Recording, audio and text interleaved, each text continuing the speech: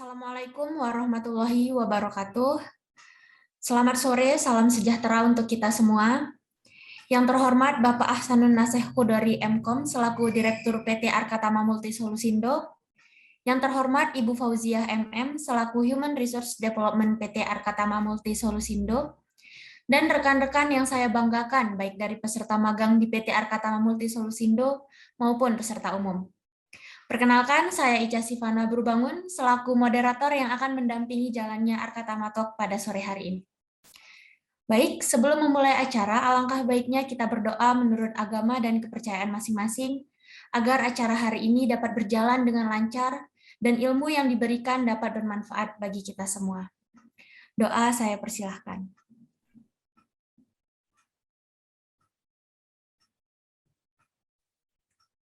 Doa selesai. Baik, acara selanjutnya adalah pemutaran video profil PT Arkatama Multisolusindo.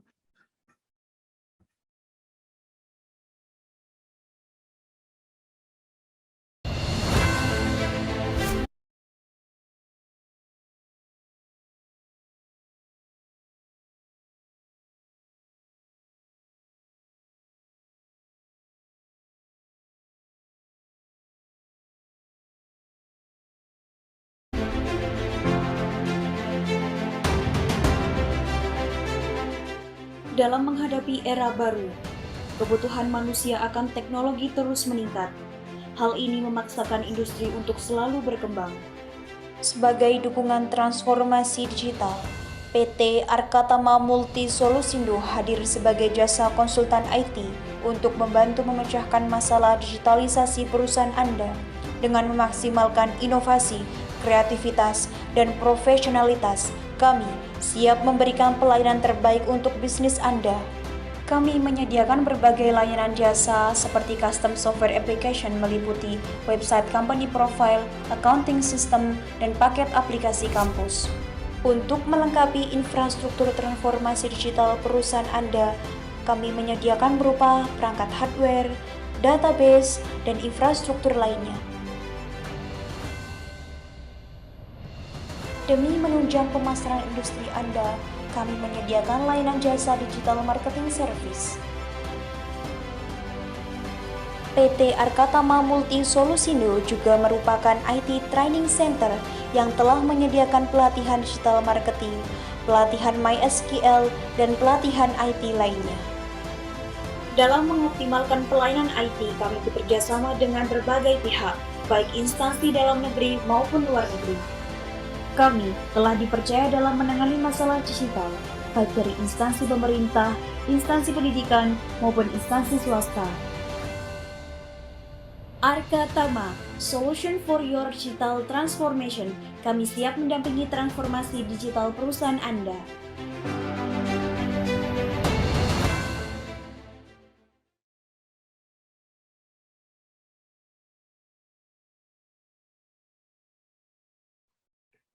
Baik, acara selanjutnya adalah kata sambutan dari Bapak Ahsanun Naseh Khudori. Kepada Pak Naseh, saya persilahkan. Baik, Assalamualaikum warahmatullahi wabarakatuh. Waalaikumsalam warahmatullahi wabarakatuh.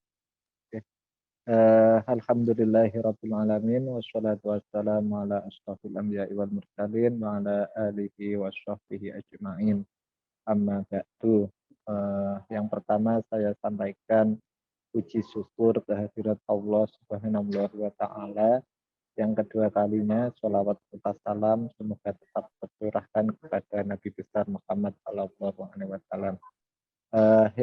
Selanjutnya perlu saya sampaikan kepada teman-teman yang beragama Islam, selamat menunaikan ibadah puasa ya, selamat menyambut Ramadan.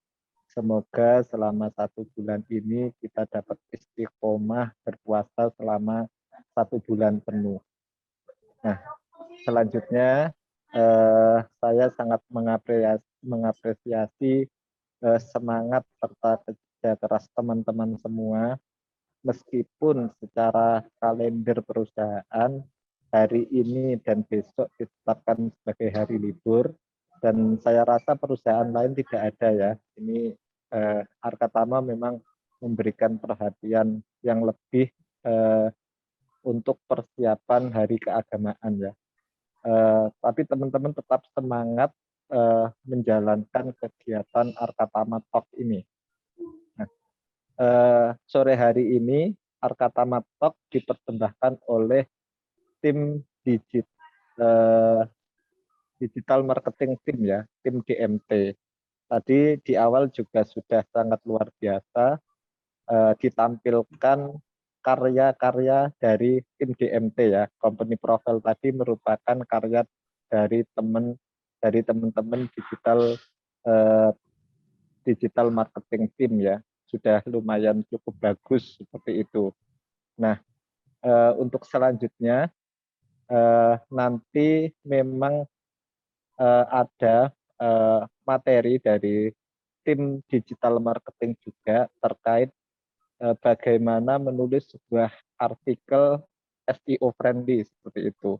Nah, memang kemarin ini adalah permintaan saya meminta kepada Bu Fauziah agar tim DMT menyampaikan bagaimana membuat artikel yang SEO friendly. Nah, harapannya nanti teman-teman dari tim yang lain, dari tim software tester, dari tim programmer, dari tim technical writer, tahu bagaimana menulis yang SEO friendly, yang itu diharapkan bisa muncul di halaman pertama Google. Nah, tentunya kita memang menulis itu harapannya untuk dibaca ya, untuk dibaca orang dan memberikan manfaat kepada banyak orang. Nah, materi sore hari ini sangat tepat ya, sangat pas saya rasa buat teman-teman bagaimana menulis sebuah artikel atau menulis sebuah tutorial agar tampil di halaman Google. Nah, halaman pertama Google. Jadi selain skill teknis yang harus teman-teman kuasai karena membuat tutorial, teman-teman nanti dipandu oleh teman-teman digital marketing bagaimana membuat tulisan yang SEO friendly seperti itu. Mungkin itu saja Mbak Ica sambutan dari saya. Terima kasih banyak atas waktu yang diberikan. Saya akhiri. Wallahumma fiq ila muqmitorik. Assalamualaikum warahmatullahi wabarakatuh. Waalaikumsalam warahmatullahi wabarakatuh. Terima kasih kepada Bapak Ahsanun Naseh Khudori atas sambutannya. Baiklah teman-teman, tiba saatnya kita memasuki acara yang sangat ditunggu-tunggu, yaitu sesi pemaparan materi. Sedikit berbeda dari Arkatama Talk sebelumnya, sesi pemaparan materi kali ini akan dihadiri oleh dua pembicara yang luar biasa. Dengan pembicara pertama yaitu Habib Fitriana Az-Zahra, atau biasa disapa dengan Mbak Bibi, yang akan membawakan topik tentang menulis artikel yang SEO-able. Dan pembicara kedua yaitu Miftahul Mukaromatun Nisa, atau biasa disapa dengan Mbak Nisa, yang akan membawakan topik tentang SEO friendly. Oke, langsung saja kita ke pemateri pertama, Mbak Bibi. Halo Mbak Bibi. Halo Mbak Ica. Gimana Suara aku ya? Sudah terdengar Mbak Bibi. Siap. Gimana kabarnya Mbak Bibi? Alhamdulillah sehat, baik banget. Alhamdulillah ya teman-teman. Baiklah, sebelum masuk ke sesi pemaparan materi, alangkah baiknya kita kenal dulu nih sama Mbak Bibi teman-teman. Saya izin menampilkan CV dari Mbak Bibi ya, Mbak Bibi.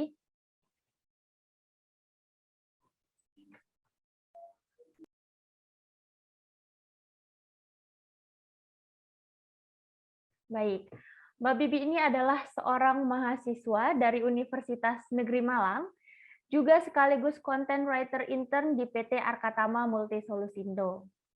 Memiliki minat dan bakat di bidang kepenulisan, Mbak Bibi mendapat beberapa penghargaan seperti juara 3 pada Ritme UB, juara 1 esai pada kegiatan Semarak Esai Pemuda Nasional, dan diikuti pengalaman-pengalaman lainnya.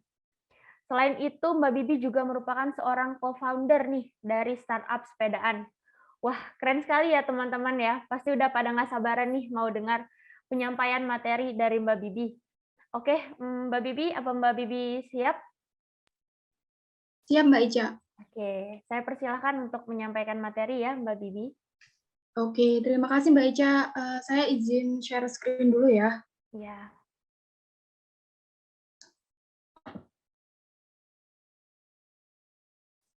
Untuk share screen saya, apakah udah terlihat ya Mbak Ica? Masih belum, Mbak? Oh, masih loading. Ya, sudah. Oh, sudah aman berarti ya. Aman, insya Allah. Oke, sebelumnya terima kasih Mbak Ica atas waktunya dan selamat sore kepada Pak Naseh, kepada Bu Fauzia, kepada Mbak Emas Mentor, dan juga teman-teman semua yang udah join di acara Arkatama Talk hari ini. Sebelumnya juga perkenalkan dulu ya, walaupun udah diperkenalkan sama Mbak Ica. Perkenalkan, nama saya Habib Fitriana Azahra, biasanya dipanggil Bibi. Nah, di sini saya sebagai content writer di digital marketing team di PT Arkatama Multisolusindo. Sebelum kita bahas tentang gimana sih cara menulis artikel yang SEO-able, saya juga ingin mengucapkan terima kasih nih kepada Pak Naseh dan juga Bu Fauzia yang sudah memperkenankan saya untuk menjadi pemateri pada sore hari ini gitu. Nah, hari ini kita sharing-sharing aja dulu ya teman-teman. Takutnya jangan formal-formal gitu. Takutnya nanti tegang terus kita nggak dapet apa-apa dari acara ini gitu. Apalagi kan ini juga udah sore ya, udah 3:30, juga besok juga udah weekend, dan kalau jadi besok juga udah puasa, jadi kita santai aja gitu. Oke, seperti yang kalian tahu, di sini saya itu sebagai content writer di PT Arkatama Multisolusindo. Nah, salah satu tugas utama saya di PT Arkatama ini yaitu menulis artikel, baik itu untuk artikel websitenya Arkatama ataupun websitenya AMD, juga biasanya itu nulis di media-media berita seperti Kompasiana, IDN, dan juga yang lain-lainnya. Nah, berangkat dari pengalaman saya mengelola websitenya di Arkatama, udah berapa ya, 6 mingguan ya kurang lebih. Saya mau sharing ke teman-teman tentang menulis artikel yang SEO-able gitu, sesuai dengan judul di slide PPT hari ini. Oke, mungkin kita langsung aja ya ke slide selanjutnya. Artikel yang SEO-able. Nah, berdasarkan penelitian, nah ini berdasarkan penelitian ya, bukan saya yang ngomong, jadi bisa dipercaya banget kalau Google itu suka website yang berkualitas, dan juga Google itu suka website yang menyediakan konten yang bermanfaat dan juga relevan. Nah, untuk poin pertama, Google suka website yang berkualitas. Saya rasa ini teman-teman DT ya yang lebih tahu gimana sih website yang berkualitas itu, mungkin dari kecepatan websitenya ataupun desain websitenya yang mungkin user friendly gitu. Nah, mungkin ini bukan ranah saya dan mungkin akan dijelaskan di acara Arkatama Talk selanjutnya. Nah, jadi di sini saya akan membahas tentang kontennya aja nih, konten yang bermanfaat dan juga relevan. Nah, di sini yang perlu digarisbawahi ini relevan dan juga bermanfaat ya, teman-teman. Nah, artinya relevan di sini yaitu relevan itu sesuai dengan bisnis ataupun website yang teman-teman kelola. Misalkan ya, contohnya Arkatama itu kan jasa konsultan IT ya. Nah, oleh karena itu konten-konten yang diberikan atau artikel yang ditulis di websitenya Arkatama itu haruslah sesuai gitu terkait dengan IT. Misalkan bisa dari optimasi website ataupun desain website atau bisa juga digital marketing. Pokoknya itu yang mencakup skup dari bisnisnya Arkatama gitu. Dan yang kedua yaitu kontennya itu harus bermanfaat. Nah, artinya konten-konten yang kalian tulis atau yang teman-teman tulis nantinya itu harus banget bermanfaat untuk pembaca di artikel atau di website Arkatama nanti gitu. Nah, kemudian buat artikelnya itu artikel yang kayak apa sih, tentang apa, terus dan gimana. Nah, artikelnya itu teman-teman bisa artikel yang sesuai dengan bisnis atau websitenya itu tadi, seperti yang saya jelaskan tadi, ataupun artikel dan juga artikel yang mengandung kata kunci. Nah, ini harus digarisbawahi ya, kata kunci atau keyword. Nah, kata kunci itu apa sih gitu kan? Nah, kata kunci itu adalah kata yang menjadi sorotan pada artikel itu tadi. Misalkan kata kuncinya itu digital marketing, berarti artikel tersebut membahas tentang digital marketing, ataupun tentang kata kuncinya itu optimasi website. Nah, berarti artikelnya itu dalamnya itu membahas tentang website gitu. Nah, ngomong-ngomong tentang keyword atau kata kunci, di sini ada loh yang namanya evergreen keyword. Nah, apa sih evergreen keyword itu? Nah, evergreen keyword itu adalah kata kunci yang setiap tahunnya, bahkan setiap bulan dan setiap harinya itu ada aja yang nyari gitu. Misalkan di sini contohnya itu belajar programming atau belajar coding. Nah, itu tuh setiap tahun dari tahun 2017 sampai tahun 2022 itu walaupun fluktuatif ya, kadang sedikit, kadang banyak, tapi terus banget terus ada dicari oleh orang-orang. Karena di sini kecil ya, mungkin kita bisa praktek aja ya gimana sih mengetahui itu tuh evergreen keyword atau bukan gitu. Teman-teman bisa pakai yang namanya Google Trend. Sebelumnya Mbak Ica ini tampilan saya udah ke Google Trend belum? Sudah, Mbak. Atau masih PPT? Sudah kok, Mbak.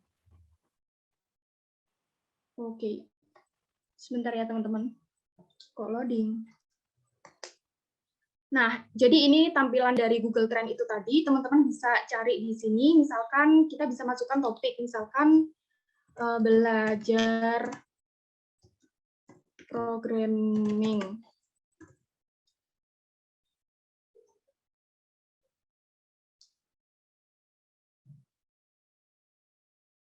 Nah, di sini selain kalian bisa cari satu keyword, kalian juga bisa nih bandingkan dengan keyword-keyword lain yang serupa gitu. Misalkan belajar coding ya, kita coba.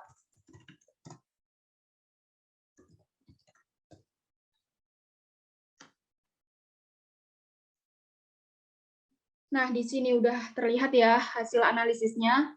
Nah, kalau mau setting waktunya, kita bisa klik di sini. Kita bisa pakai yang 5 tahun terakhir.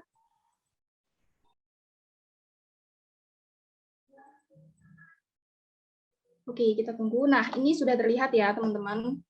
Nah, di sini kan kalau setahu saya ya, antara keyword belajar programming dan juga belajar coding itu kan bisa dibilang mirip ya. Nah, tapi kita bisa lihat nih di sini, jumlah orang-orang yang cari di Google dengan kata kunci belajar programming dan juga belajar coding itu beda banget.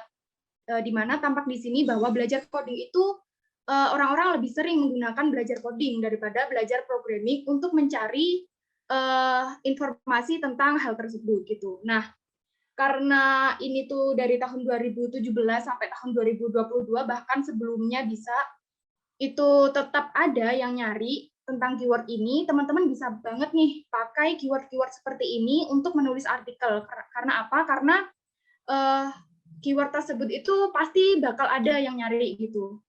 Hanya saja, hanya mungkin apakah artikel teman-teman berada di nomor 1 atau selanjutnya gitu kan.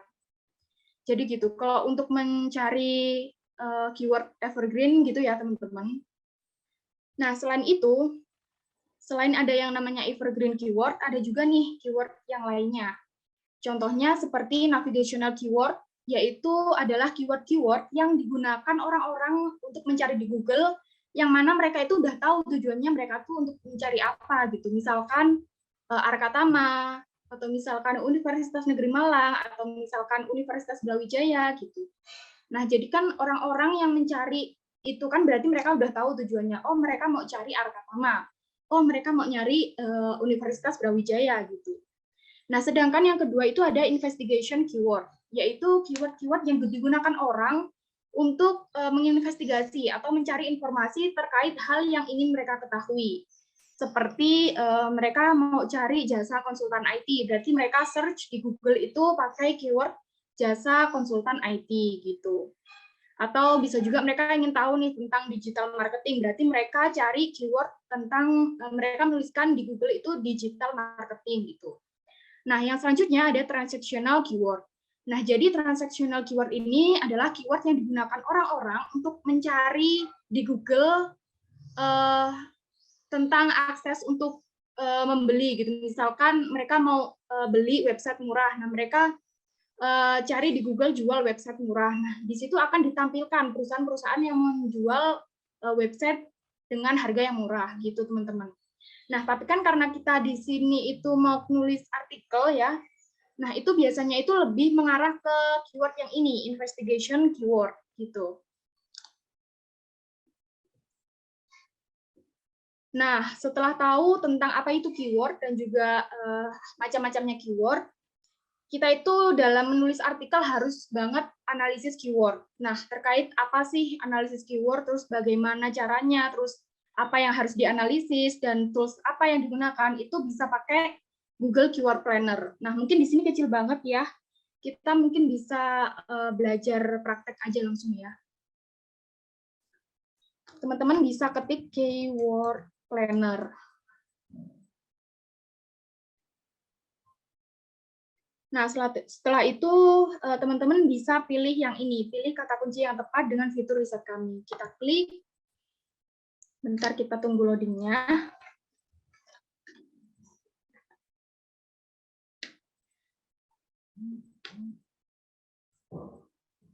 Kita buka ini ya, klik tombol ini, buka Keyword Planner.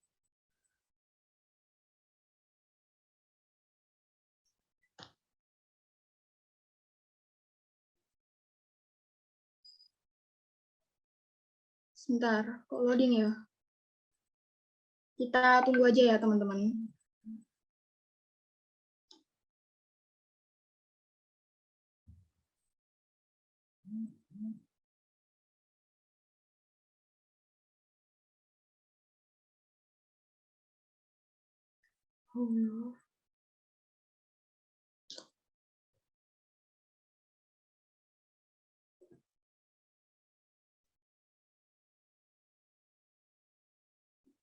Nah, ini udah mulai kelihatan, tapi dia masih loading.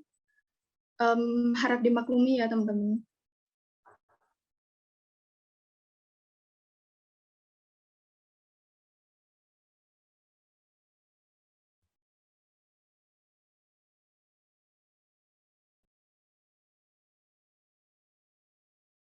Oke, nah ini udah muncul ya. Nah, kalau sudah tampilannya seperti ini, kita bisa klik yang temukan kata kunci baru.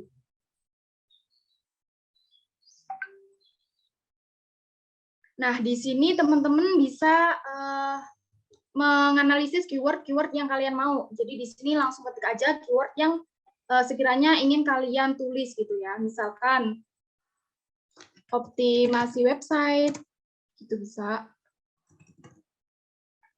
Atau optimasi SEO, itu bisa. Terus mungkin performa website gitu. Nah, ini teman-teman bisa bandingkan secara keseluruhan ya, bisa beberapa. Nah, kalau udah, kita bisa klik yang dapatkan hasil.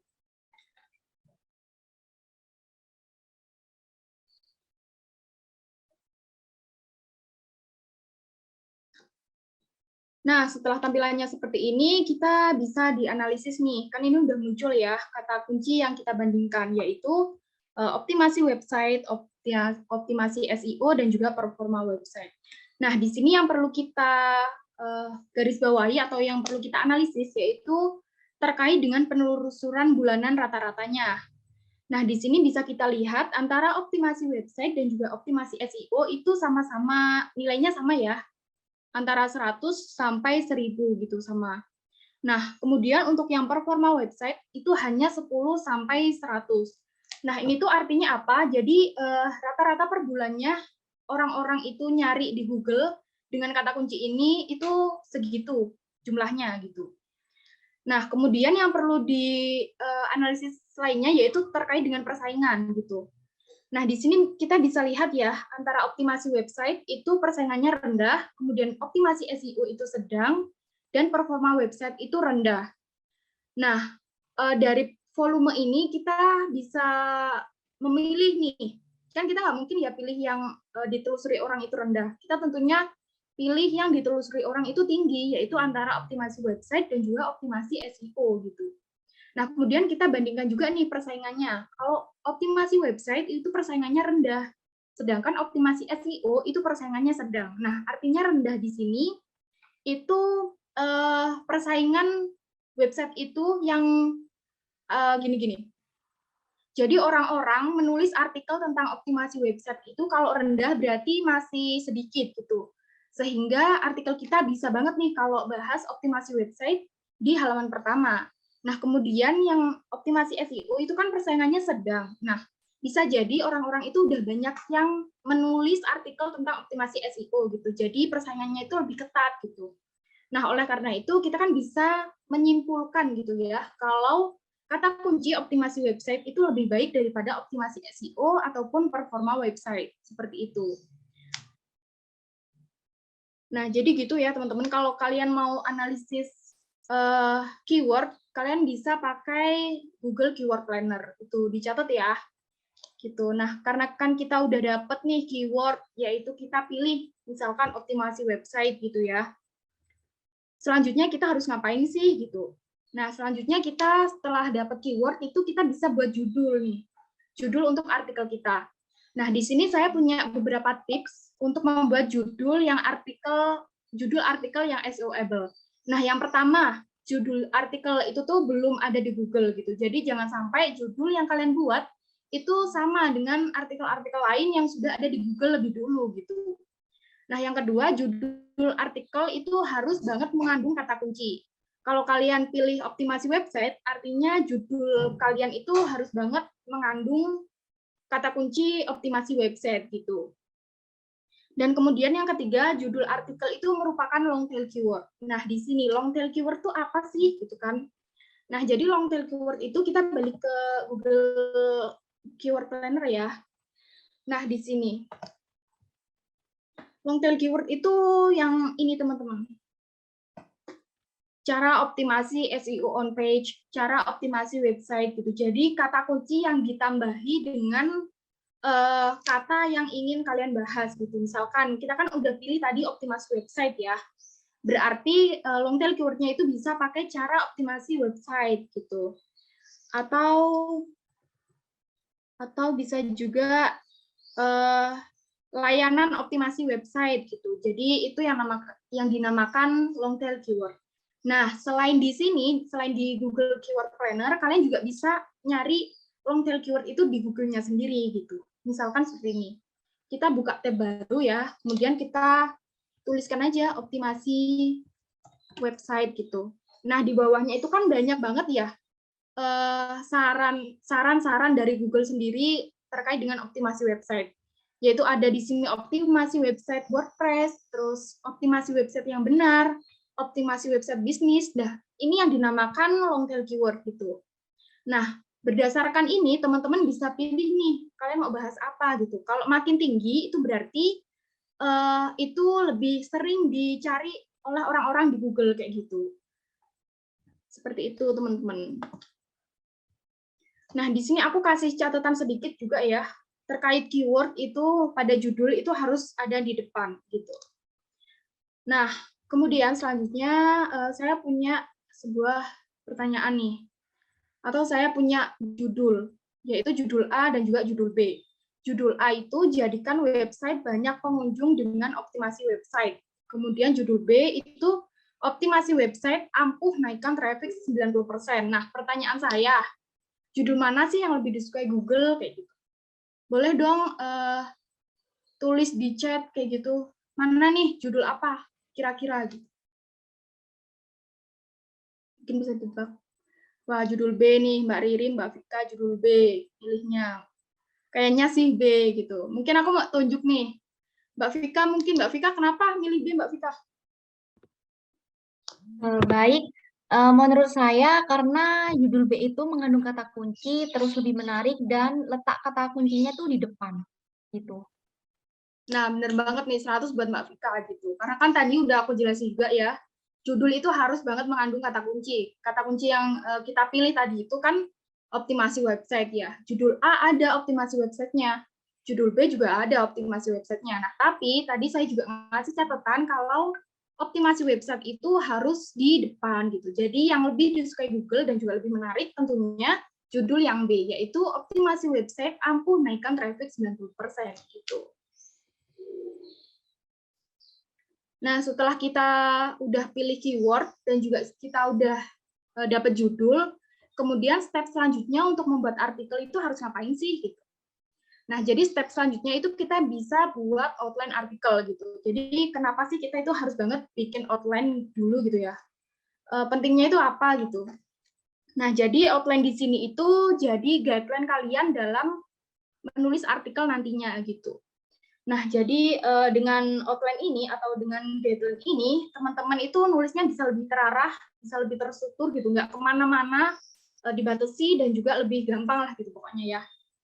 Nah, yang perlu aku tekankan di sini ya, dalam menulis artikel itu harus banget ada 3 komponen ini. Yang pertama itu ada opening, ada isi, dan juga ada closing gitu.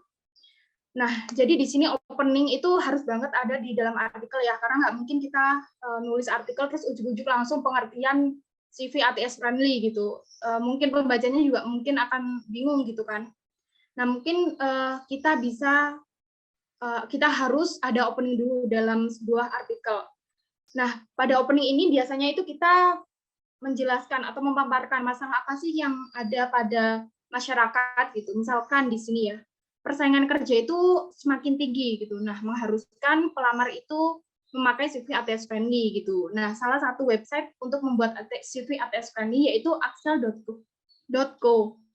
Nah, kemudian isinya baru kalian jabarkan CV ATS friendly itu kayak gimana, terus kenapa sih harus pakai CV ATS friendly, kemudian tutorialnya baru bagaimana.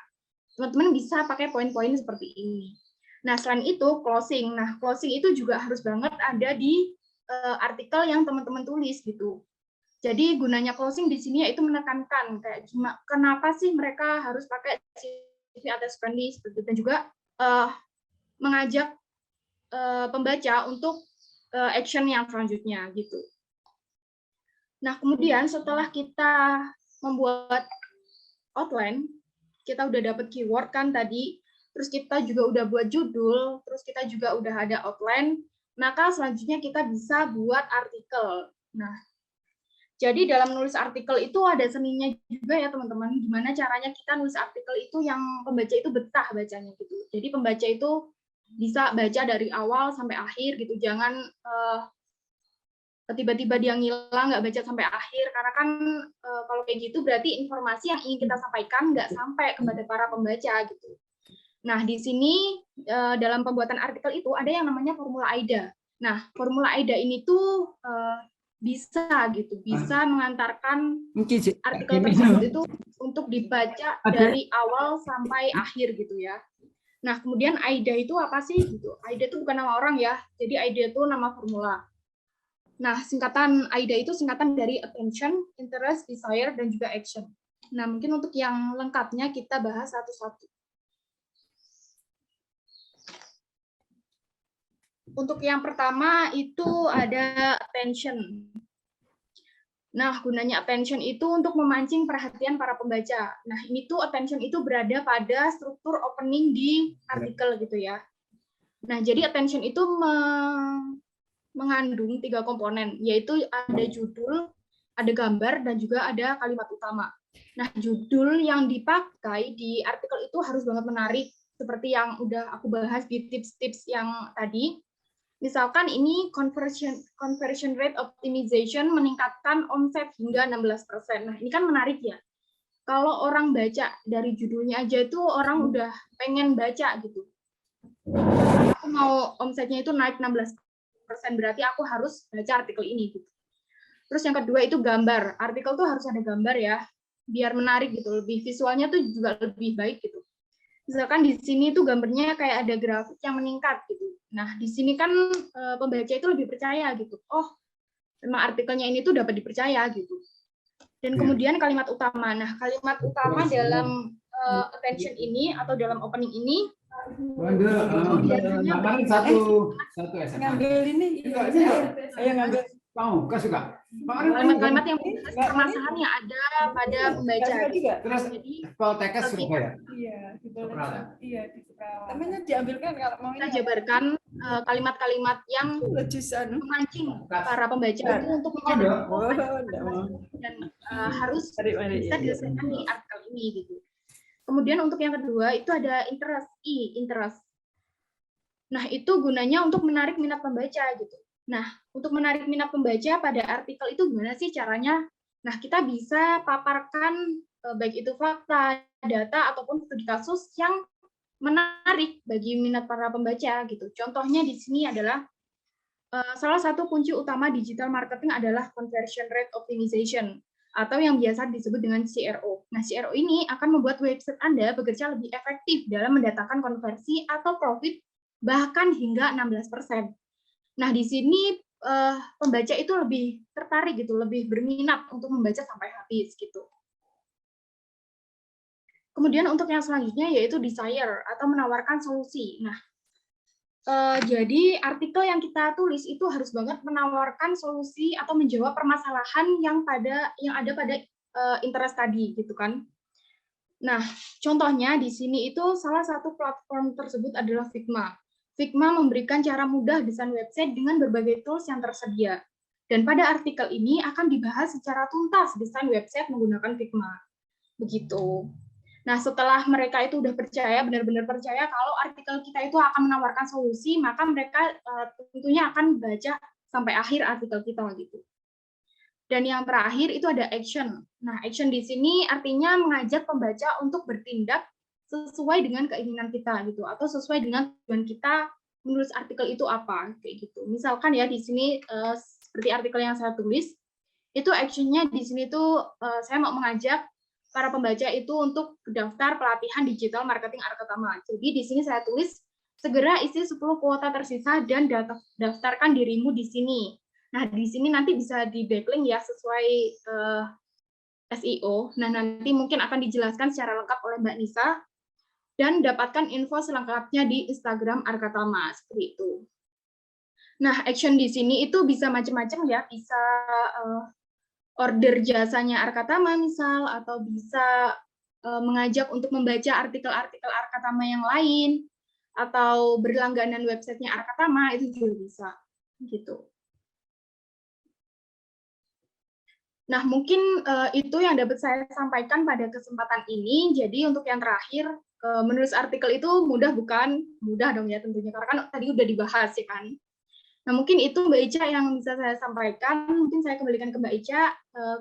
Kalau ada salah kata atau kurang lebihnya saya mohon maaf. Sekian dan terima kasih. Wassalamualaikum warahmatullahi wabarakatuh. Waalaikumsalam warahmatullahi wabarakatuh. Wabarakatuh. Terima kasih kepada Mbak Bibi atas pemaparan materi yang sangat luar biasa.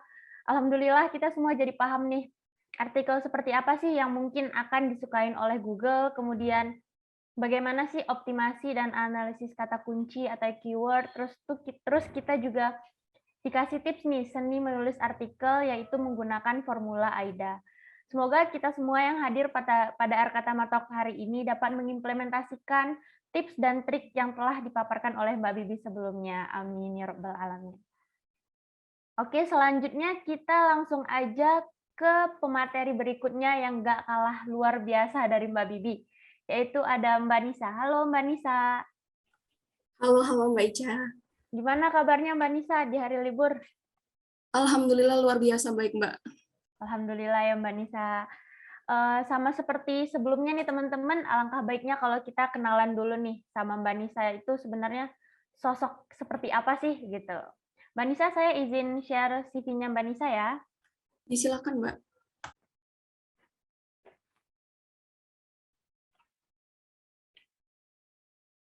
Oke, jadi Mbak Nisa atau Miftahul Mukarromatun Nisa merupakan mahasiswa manajemen Universitas Brawijaya sekaligus content writer intern di PT Arkatama Multi Solusindo.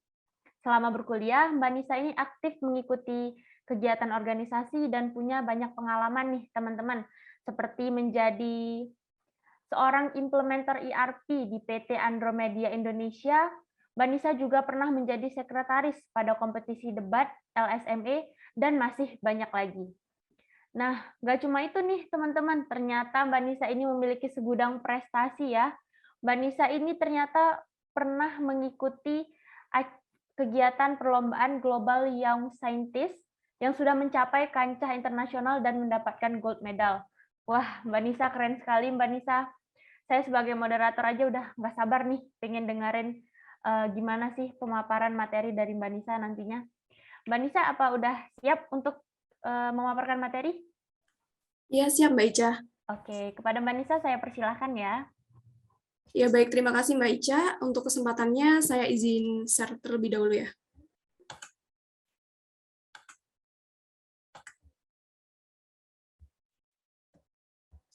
Apa sudah terlihat ya Mbak Ica? Sudah, Mbak Nisa. Oke, baik, terima kasih. Langsung saja saya buka. Assalamualaikum warahmatullahi wabarakatuh. Selamat sore Pak Nase dan Bu Fau, teman-teman intern dan rekan-rekan sekalian gitu ya. Tadi sudah diperkenalkan juga sama Mbak Ica, saya Miftahul Mukarromatun Nisa. Teman-teman cukup panggil saya Nisa saja gitu ya, nggak usah dikasih embel-embel Sabian gitu ya. Ya, jadi di sini saya selaku content writer intern dari PT Arkatama Multisolusindo ya, yang pada hari ini akan membawakan materi mengenai SEO friendly.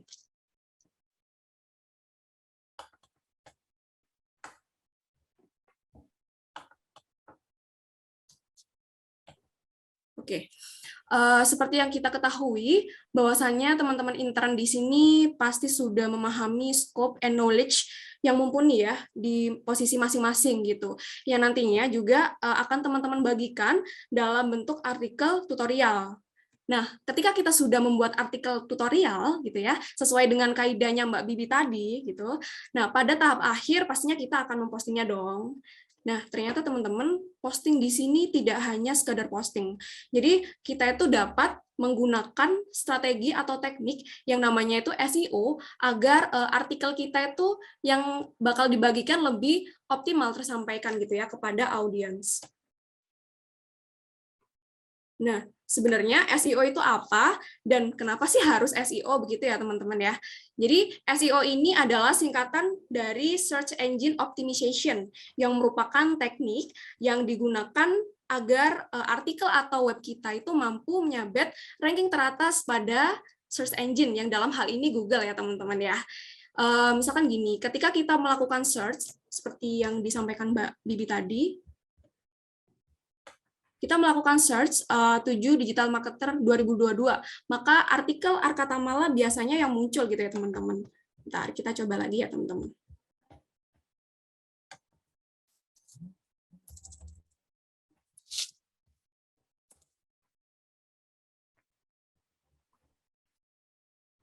Oke, sebentar teman-teman.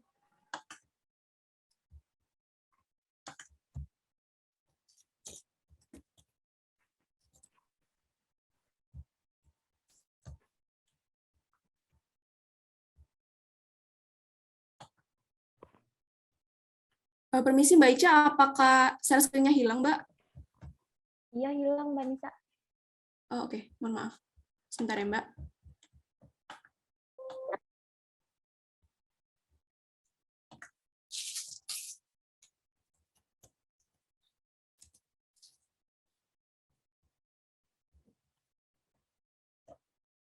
Oke.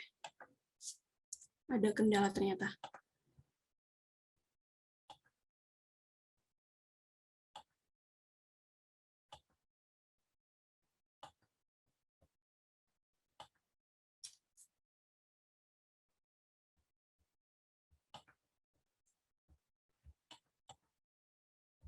Sudah muncul Mbak Ica? Sudah, Mbak, sudah. Oke, sudah ya. Ya, teman-teman, saya lanjutkan ya. Jadi tadi artikel Arkatama yang akan muncul di laman pertama gitu ya, teman-teman. Sebentar. Oke.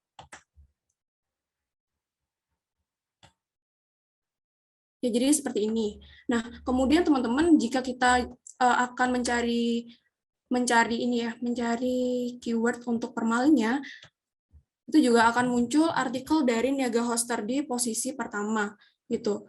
Jadi memang ya penggunaan SEO ini dianggap sangat sakral gitu ya untuk memunculkan artikel kita di laman pertama. Oke, kita langsung lanjut saja teman-teman.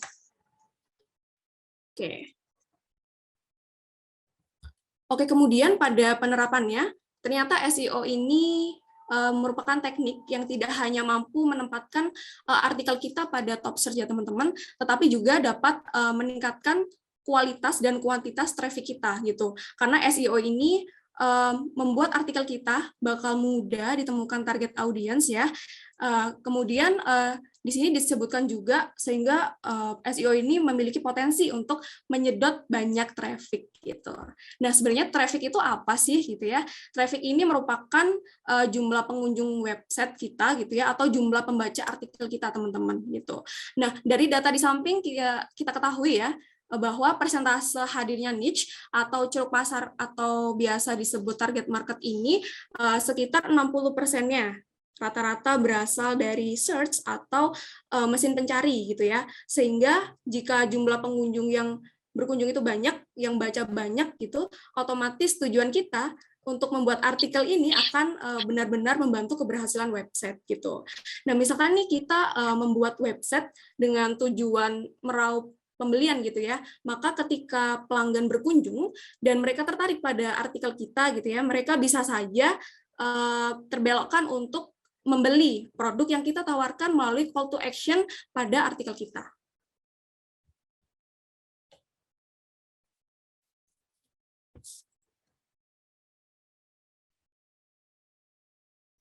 Oke, selanjutnya biasanya di dalam laman kita bakal menemukan dua istilah teman-teman. Ada istilah SEM dan juga ada istilah SEO. Nah, SEM atau SEM gitu ya, yang biasa disingkat dengan Search Engine Marketing bersama dengan SEO, ini biasanya mereka memiliki persamaan teman-teman. Nah, persamaannya apa? Persamaannya adalah mereka sama-sama ingin menempatkan artikel kita atau web kita pada posisi teratas gitu ya, teratas di Google gitu. Nah, namun ternyata keduanya ini memiliki perbedaan gitu. Nah, perbedaannya itu biasanya bisa dilihat dari segi biayanya teman-teman. Biasanya untuk SEO ini gratis tergantung dengan tools yang kita gunakan. Ada beberapa orang yang menggunakan tools yang berbayar gitu ya, ada juga yang gratis, banyak yang menggunakan gratis gitu ya teman-teman. Jadi dominan untuk SEO ini adalah gratis, sedangkan untuk SEM gitu, itu dia berbayar teman-teman gitu ya, yang biasanya bayarnya itu sekitar 100.000 hingga berjuta-juta gitu ya, tergantung mereka itu hendak memilih produk atau paket yang mana gitu untuk SEM-nya gitu ya teman-teman. Kemudian lagi ya, mungkin dari tampilan di mesin pencari teman-teman. Jadi untuk tampilan SEO ini bisa kita lihat ya, SEO ini bersih teman-teman, nggak ada embel-embel iklannya. Sedangkan untuk SEM itu dia ada ads gitu ya sebelum alamat dari HTTPS-nya gitu teman-teman. Kemudian dari segi tools yang digunakan, sebenarnya untuk SEO ini bebas ya teman-teman, bisa tidak menggunakan tools, tetapi alangkah baiknya menggunakan tools gitu ya, seperti yang Mbak Bibi tadi sampaikan gitu. Kemudian untuk SEM itu dia pasti menggunakan tools gitu ya, tools yang biasanya digunakan adalah Google Ads gitu, kemudian Google Keyword Planner dan lain sebagainya gitu. Nah, dari hasilnya juga itu akan tampak teman-teman. Untuk SEO, dia itu membutuhkan waktu yang lumayan lama gitu ya untuk tampil di atas atau mendapatkan ranking teratas gitu. Sedangkan SEM itu dia lebih instan menjadi top search di dalam laman Google gitu. Nah, dari jenis trafficnya juga berbeda teman-teman ya. Dari SEO ini dia jenisnya adalah organic traffic atau yang biasa disebut membuat traffic secara alami gitu ya, untuk mendapatkan pengunjung-pengunjung atau pembaca dari artikelnya. Nah, kemudian untuk SEO itu dia jenisnya biasanya itu namanya paid search gitu. Jadi paid search ini merupakan kunjungan audiens yang disebabkan oleh adanya iklan yang berbayar. Nah, kemudian ada dari sisi performa juga gitu ya. Untuk SEO sendiri ini performanya karena dia secara alami ya tumbuh gitu. Jadi performanya itu lebih berjangka panjang gitu. Jika sudah tampil di atas untuk artikel atau website kita gitu ya, maka turunnya juga susah gitu teman-teman, tidak mudah turun. Nah, kemudian untuk SEM sendiri itu performanya jangka pendek gitu. Jadi setelah durasi iklannya habis, maka SEM ini juga tidak akan tampil lagi gitu ya teman-teman. Jadi tergantung duit masing-masing nih untuk SEM gitu ya.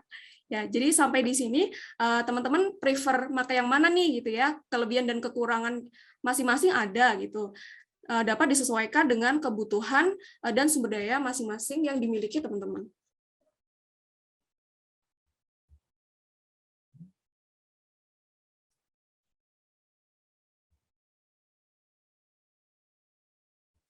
Oke. Ya, selanjutnya sepertinya saya sudah menyebut lumayan banyak ya benefit-benefit yang bisa dihadirkan oleh SEO. Dan ternyata teman-teman masih terdapat 5+ gitu ya manfaat dari SEO yang tentu saja sayang banget jika kita lewatin. Jadi apa aja manfaat itu kita kupas berikut ini. Jadi yang pertama adalah memudahkan audiens menemukan website kita gitu ya. Jadi seperti yang kita bahas tadi, mostly orang-orang itu cenderung malas untuk scroll ke bawah gitu. Mereka lebih suka artikel yang di atas gitu. Jika yang di atas udah bagus, ya ngapain mereka jauh-jauh gitu ya ke bawah gitu. Yang di atas sudah menjawab gitu ya. Kemudian yang kedua adalah menjaring target audiens yang tepat gitu. Jadi tidak hanya audiens saja yang dapat menemukan kita, tetapi kita juga dapat memasang jaring untuk merangkul audiens tersebut gitu ya. Biasanya jaring ini tuh kita lakukan harus dengan tepat teman-teman melalui analisa yang namanya analisa keyword tadi, sesuai yang disampaikan Mbak Bibi. Ya. Nah, selain itu juga si SEO ini juga dapat menjadi investasi jangka panjang teman-teman. Gitu. Jadi SEO itu mampu membangun traffic website secara alami gitu ya. Nah, posisi situs yang lebih kuat inilah yang dapat bertahan di waktu yang lebih lama juga. Sehingga jika diakumulasikan, SEO yang berhasil itu juga mampu menggantikan pengeluaran terhadap direct selling atau strategi marketing lainnya gitu. Jadi jika dirasa pebisnis itu ingin ini ya teman-teman ya, ingin mengganti biaya promosinya, mereka dapat melakukan dengan optimasi SEO gitu ya, dengan lebih gencar, mengingat adanya segudang manfaat gitu dari SEO ini. Kemudian yang keempat adalah meningkatkan konversi, seperti yang ditunjukkan pada data di bawah gitu ya, di bawah ini teman-teman. Nah, data ini tuh disebut bahwa konten marketing yang paling efisien untuk meraup penjualan adalah dengan mengimplementasikan SEO. Di sini ada sekitar 75%, gede banget ya teman-teman ya. Jadi hal ini tuh dikarenakan SEO itu berbeda dengan teknik lainnya. SEO ini memiliki cakupan yang lebih luas gitu ya. Lain halnya dengan media sosial yang hanya menyasar audiens yang menggunakan aplikasi itu saja, yang menginstal aplikasi itu saja gitu ya, aplikasi tertentu gitu. Nah, kemudian yang kelima adalah membangun brand awareness gitu. Diagram di pojok kiri atas ini menunjukkan bahwa Google itu merupakan platform yang paling sering digunakan teman-teman ya untuk melakukan review bisnis atau mencari produk oleh audiens secara luas, sehingga dapat disimpulkan bahwa Google ini merupakan platform terpopuler gitu ya. Jika kita mampu menerapkan SEO Google dengan efektif, maka tidak hanya didatangi pengunjung saja yang banyak gitu ya, akan tetapi artikel dan web kita juga akan terkenal gitu ya teman-teman. Jadi brand awareness-nya muncul nih gitu.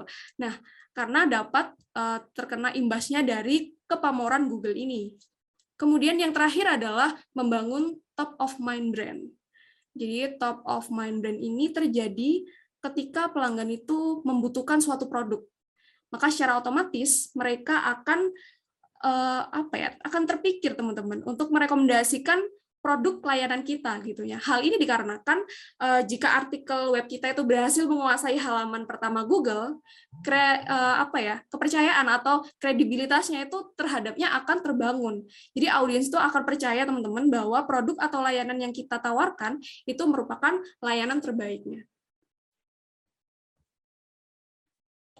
Oke, kemudian ini mungkin yang ditunggu-tunggu ya. Pasti teman-teman di sini ingin menulis artikel yang SEO friendly. Nah, dalam menulis artikel yang SEO friendly, teman-teman harus menggunakan kaidah berikut, teman-teman. Kaidah yang pertama kita tujukan pada judul artikel, ya. Jadi di sini tertulis bahwasanya ketentuan nomor 1 adalah judulnya itu harus mengandung keyword yang tidak terpisah, seperti yang sudah Mbak Bibi jelaskan tadi ya. Misalkan untuk keyword ini, meningkatkan kecepatan website. Gitu ya, kita nggak boleh menuliskan meningkatkan kecepatan platform website, itu udah berbeda ini ya, berbeda keyword ya teman-teman. Jadi itu dilarang dalam SEO gitu. Kemudian yang kedua adalah tidak lebih dari 76 karakter. Jika teman-teman ini menghitung ya, untuk artikel-artikel yang ada di Arkatama, itu untuk judulnya tidak ada yang lebih dari 76 gitu. Jadi di sini teman-teman kalau misalkan teman-teman ingin lihat ya artikel-artikel Arkatama, tinggal ketik aja di artikel, nanti akan muncul jadi artikel-artikel yang sudah kita terapkan SEO-nya gitu ya, sebagai contoh, sebagai referensi. Seperti itu. Oke, lanjut. Kemudian dari sisi artikel ya teman-teman ya, untuk artikelnya itu dilarang atau harus gitu ya. Jadi dilarang lebih minim dari 5.000 karakter. Jadi artikelnya harus lebih dari 5.000 karakter. Jadi untuk isi artikel itu juga harus dihitung ya teman-teman ya, biar lebih baik gitu penerapannya. Kemudian yang kedua adalah artikel ini harus lebih lengkap dari artikel kompetitor gitu. Nah, misalkan nih di sini saya membuka artikel ya 5 website kursus online gratis, ini miliknya Fintech ID gitu ya. Nah, kita lihat nih, kita analisa di sini. Dia itu mengulas apa aja sih poin-poinnya gitu ya. Oh, ternyata di sini ada orientasi. Setelah orientasi dia langsung menyebutkan gitu ya, menyebutkan rekomendasi website kursus online-nya itu, menyebutkan. Oke. Setelah menyebutkan dia langsung memberi ini tips-tips kursusnya gitu ya, teman-teman. Nah, dalam menulis artikel yang baru dan tentunya lebih disenangi oleh teknik SEO ini, teman-teman bisa menambahkan seperti pengertian kursus online, kemudian urgensinya ikut kursus online itu apa gitu ya, kemudian cara daftarnya itu gimana gitu ya, atau misalkan di sini kan dia membahas 5 ya teman-teman, kursus online-nya tuh sampai Coursera gitu. Nah, teman-teman bisa menambah ini sampai 7 gitu. Jadi sebagai nilai plus terhadap artikel teman-teman. Ya. Oke, kemudian yang ketiga ada menghindari plagiasi. Ya, plagiasi bagaimana bentuknya memang dilarang ya teman-teman ya. Di tugas akhir, di artikel dan lainnya gitu. Plagiasi ini paling nggak suka gitu ya. Kalau diterapkan di SEO gitu. SEO nggak suka plagiasi. Google pun juga nggak suka plagiasi gitu ya. Nah, untuk tools ini, tools plagiasi, teman-teman itu bisa masuk di sini teman-teman. Udah saya siapkan ya toolsnya. Namanya itu Small SEO Tools. Nanti bentuknya kayak gini. Jadi teman-teman tinggal mengkopas aja artikel teman-teman gitu ya, lalu mengklik di sini biasanya kayak ada tes plagiasi gitu, langsung diklik aja gitu. Ini kan sudah tampil hasilnya ya teman-teman, hasilnya seperti ini. Nah, akan muncul unique kontennya gitu ya, berarti konten yang pure murni tanpa plagiasi itu sekitar 82% gitu. Nah, kemudian adalah memuat H1, H2, H3. Jadi artikelnya itu harus ada heading 1, heading 2, heading 3. Nah, seperti digambar ini ya teman-teman di bawah ini ya. Heading 1, heading 2, heading 3-nya. Nah, heading 1, heading 2, heading 3 itu apa sebenarnya? Tuh. Kita coba buka di punyanya Arkatama.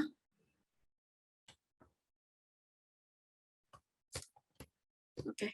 Jadi untuk heading 1 ini biasanya berisi judul teman-teman gitu ya. Heading 1 judul, kemudian heading 2 itu isinya adalah sub judul gitu ya.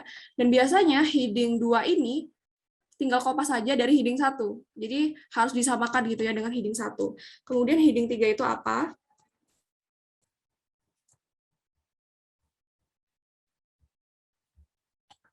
Nah, sebentar ya teman-teman, ini rada macet sepertinya. Oh, udah. Oke, heading 3 ini adalah poin-poin dari artikel tersebut. Nah, kenapa sih ini dibuat heading 3 gitu ya? Kenapa sih harus repot-repot ya untuk poin-poinnya dibuat heading 3? Karena ini untuk memantapkan yang namanya SERP, gitu teman-teman. Atau yang biasa disebut sebagai Search Engine Result Page. Contohnya dari SERP itu seperti ini. Jadi jika teman-teman melakukan search, itu ya, melakukan search, akan muncul di atas gitu teman-teman. Nah, untuk 1 riset struktur permaling, kemudian 2 nonaktifkan plugin, itu diambil dari heading 3-nya gitu.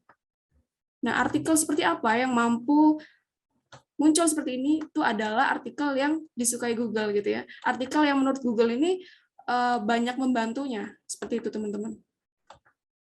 Oke, kemudian kaidah yang selanjutnya adalah paragraf pertama itu harus mengandung keyword. Jadi di sini ya.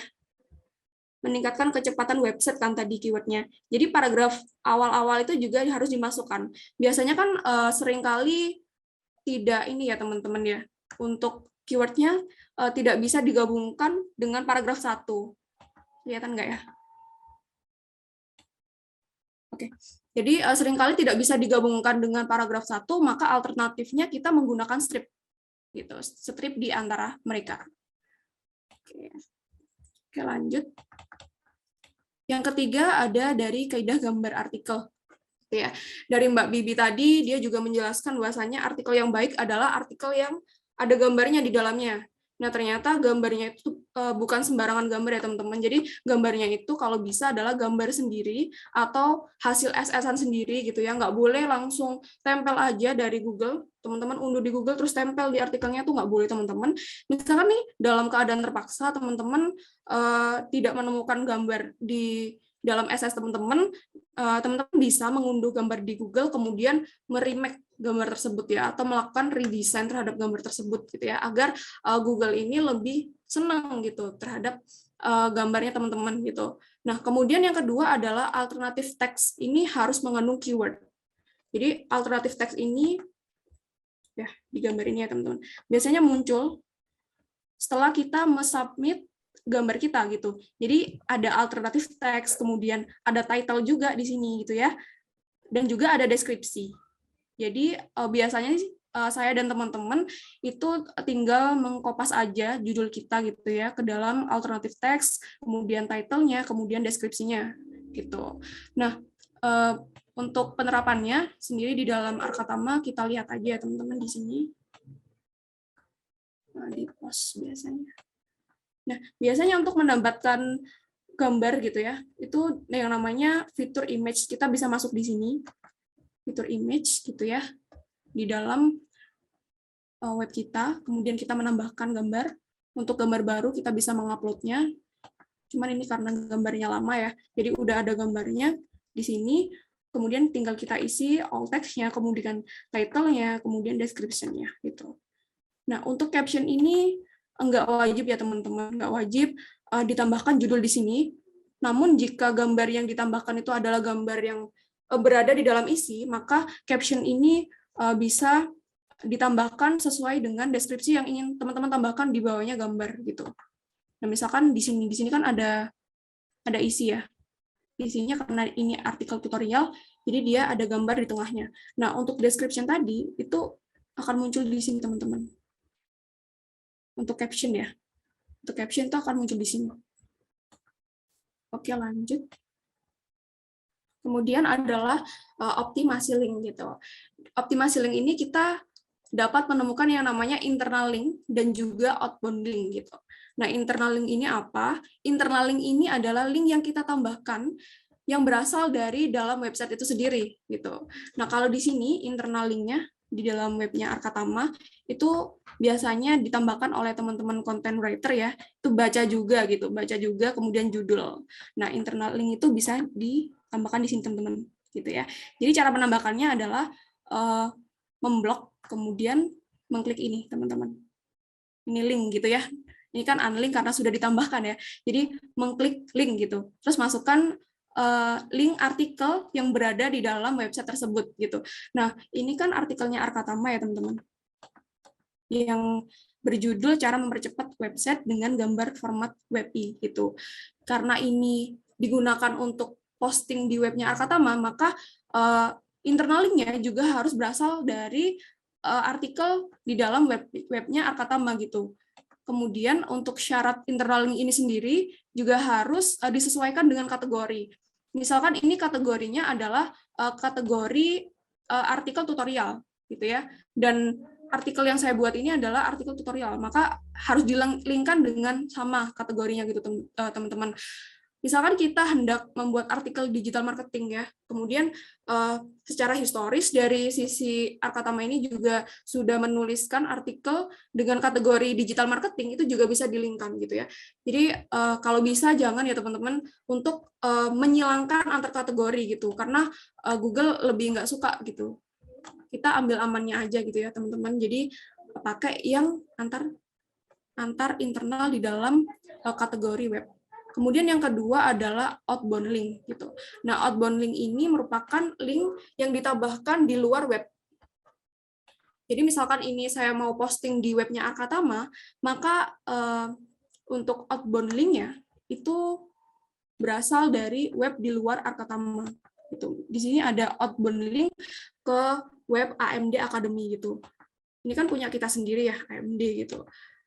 Misalkan kita hendak menambahkan outbound link ini ke dalam web lain gitu, misalkan saya ingin menambahkan web link kepada artikel yang namanya webnya itu Niaga Hosting kalau nggak salah ya, misalkan itu. Nah, saya juga bisa meminta izin terlebih dahulu kepada Niaga Hosting atau Niaga Hoster gitu ya, izin untuk menampilkan link mereka di dalam artikel kita gitu juga bisa. Biasanya sih ada hubungannya sama kerjasama ya teman-teman. Jadi jika kita menampilkan link mereka di dalam artikel kita, mereka juga bisa menampilkan link artikel kita di dalam web mereka gitu. Itu lebih win-win solution sih. Ya. Oke, itu tampilannya sudah. Kemudian yang kelima adalah mengoptimalkan pelengkap lainnya. Jadi di dalam pelengkap ini kita bisa menggunakan plugin yang namanya SEO ya. Nah, plugin SEO sendiri ini banyak macamnya teman-teman. Ada Yoast, kemudian ada all-in-one SEO pack gitu ya, kemudian ada the SEO framework dan sejenisnya. Nah, yang dipakai Arkatama di sini itu adalah Yoast teman-teman. Jadi untuk segala macam kaidah yang digunakan di dalam SEO-nya itu juga mengikuti kaidah dari Yoast gitu. Nah, ini teman-teman, ini merupakan logo dari Yoast SEO-nya ya.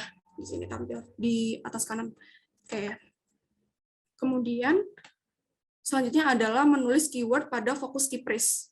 Jadi keyword itu nggak berhenti di ini ya, di paragraf pertama saja, tetapi di bagian fokus key phrase-nya juga wajib kita tambahkan untuk keyword-nya.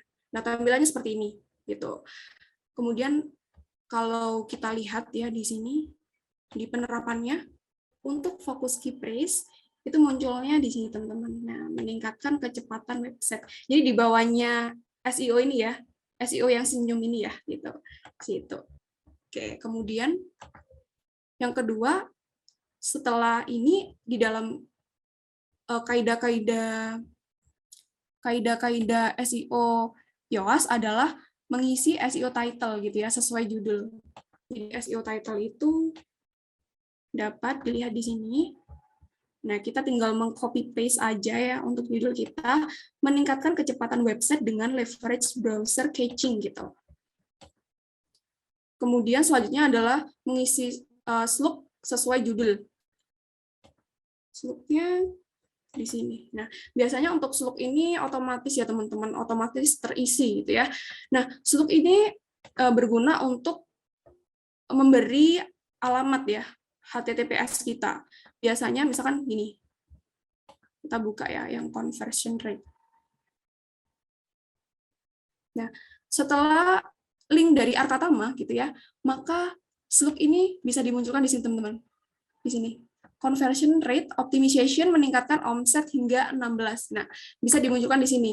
Gitu karena artikel yang ada di Arkatama ini untuk linknya sudah di setting ya menjadi custom link gitu. Jadi otomatis lah untuk slugnya bisa ditambahkan. Nah, slug ini juga bisa diubah sebenarnya ya, tinggal kita hapus atau tambahkan gitu. Secara otomatis akan terupdate sendiri gitu nantinya. Nah, kemudian yang terakhir di bagian pelengkap ini ya, ada yang namanya meta description. Jadi meta description ini kalau di dalam PPT saya berada di bawah ya, di bawah sini. Kalau di penerapannya itu ada di sini. Tuh. Untuk meta description ini bisa kita tambahkan dengan maksimal 125 kata gitu ya, 125 kata. Nah, ini bisa kita tambahkan di atas ya, teman-teman. Itu tinggal kita kopas aja nantinya gitu. Nah, biasanya untuk meta description ini akan muncul pada tampilan pertama artikel gitu. Misalkan kita mengklik artikel ini. Ya, untuk meta description-nya akan muncul di sini. Nah, seperti itu teman-teman. Oke, lanjut ya. Ini hasil akhirnya yang terakhir ya. Jadi misalkan kita sudah menerapkan kaidah-kaidah yang ada, maka hasilnya akan hijau. Hijau seperti ini. Namun jika ada 1-2 yang masih salah, kaidah-kaidah di atas tadi, itu akan berwarna orange. Dan jika kesalahannya fatal gitu ya teman-teman, jadi kesalahannya lumayan banyak, itu biasanya warnanya merah gitu. Nah, untuk penerapannya di dalam artikel, di dalam memposting artikel itu biasanya berada di bawah sendiri untuk SEO analisisnya. Ini bisa kita lihat ya. Nah, ini ada hasilnya hijau semua, jadi good job semua gitu ya. Oke, excellent. Oke, untuk selanjutnya ini ada bonus tips juga untuk teman-teman. Jadi agar artikel tutorial ya yang akan teman-teman bikin nanti itu semakin cakep gitu, ala-ala Kang Temo gitu ya. Itu kita bisa menggunakan yang namanya bullet point gitu pada tiap heading 3-nya. Bullet point itu yang bulat-bulat itu teman-teman ya, yang bulat-bulat itu. Jadi karena kenapa kita menggunakan ini? Dominan pengunjung di dalam website itu lebih menyukai membaca memindai gitu ya, membaca cepat. Jadi misalkan kita menggunakan bullet point itu lebih menonjol untuk poin-poinnya. Oh, ini toh isi-isi dari artikelnya itu. Seperti itu ya, teman-teman. Oke, ternyata udah selesai. Jadi dikala kita belajar kaidah-kaidahnya tadi, kita bisa merasakan ya algoritma dari Google itu. Sebenarnya untuk Google ini memiliki algoritma yang dirahasiakan, teman-teman. Dulu sempat Google itu dia menyuarakan ya rahasia algoritmanya. Namun disalahgunakan ternyata oleh oknum-oknum nakal gitu ya. Jadi banyak artikel-artikel yang tidak berkualitas yang diposting di Google dan menggunakan algoritma milik Google ini gitu. Jadi kualitasnya buruk namun algoritmanya dipakai. Jadi banyak artikel-artikel yang tampil teratas itu artikel-artikel yang kurang baik gitu ya mutunya gitu. Namun sekarang gara-gara itu Google merahasiakan algoritmanya gitu. Jadi untuk penulis-penulis artikel ya, untuk content writer dan juga teman-teman sekalian, itu kita ditantang untuk menebak-nebak apa sih algoritma Google. Nah, tapi kan tadi ada yang namanya Yoast SEO ya teman-teman. Kita bisa menggunakan itu untuk membantu Google melakukan identifikasi. Oh, ternyata ini toh judulnya karena dia berada dalam heading 1 gitu. Oh, ternyata ini toh subheading-nya gitu. Jadi Google itu sebenarnya tidak bisa membaca gitu ya tanpa bantuan yang namanya Yoast atau semacamnya gitu. Atau misalkan kita hendak menggunakan SEO gitu. Biasanya kalau di Kompasiana itu kan kita menulis secara bebas gitu ya teman-teman tanpa ada Yoast-nya. Nah, kita bisa menggunakan kaidah-kaidah SEO ini untuk melakukan pendekatan terhadap algoritma Google. Seperti itu teman-teman. Sekian yang bisa saya bagikan untuk teman-teman hari ini. Terima kasih. Wassalamualaikum warahmatullahi wabarakatuh. Saya kembalikan ke Mbak Ica. Waalaikumsalam warahmatullahi wabarakatuh. Terima kasih Mbak Nisa atas pemaparan materi yang sangat luar biasa ya. Materinya sangat menarik. Kita jadi tahu nih apa sih bedanya SEO dan apa sih bedanya SEM gitu kan. Serta kita juga tadi diajarin langsung nih gimana cara agar artikel kita itu terlihat cakep kayak Kang Temu gitu. Keren. Terus Mbak Nisa juga praktek langsung gimana sih kaidah-kaidah untuk membuat artikel yang SEO friendly. Mungkin teman-teman udah pada nggak sabar ya pengen bertanya ke pemateri 1 maupun pemateri kedua. Langsung aja nih sesi tanya jawab saya buka. Teman-teman bisa langsung bertanya kepada kedua pemateri dengan menggunakan fitur raise hand atau juga bisa menggunakan fitur chat box. Untuk format bertanyanya ada nama, tim, dan pertanyaan. Untuk peserta umum, format tim bisa diisi dengan asal institusi ya.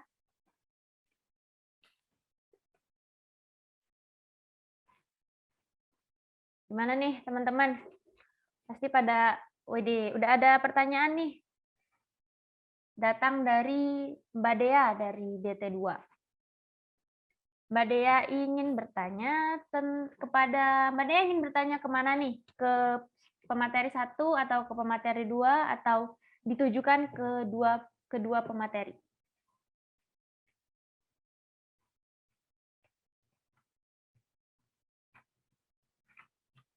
Pemateri 2, oke. Berarti pertanyaan ini untuk ke Mbak Nisa ya. Nah, jadi katanya Mbak Dea nih pernah melihat di sebuah artikel yang mengutamakan gambar dibanding tulisannya. Nah, apakah hal ini memiliki pengaruh kepada kaidah SEO tadi atau bagaimana gitu? Mbak Nisa mungkin bisa langsung dijawab aja. Oke, terima kasih Mbak Dea ya untuk pertanyaannya, ini bagus banget ya. Dia mengutamakan banyak gambar gitu ya. Apakah ini berpengaruh positif atau negatif sih kalau banyak gambar gitu?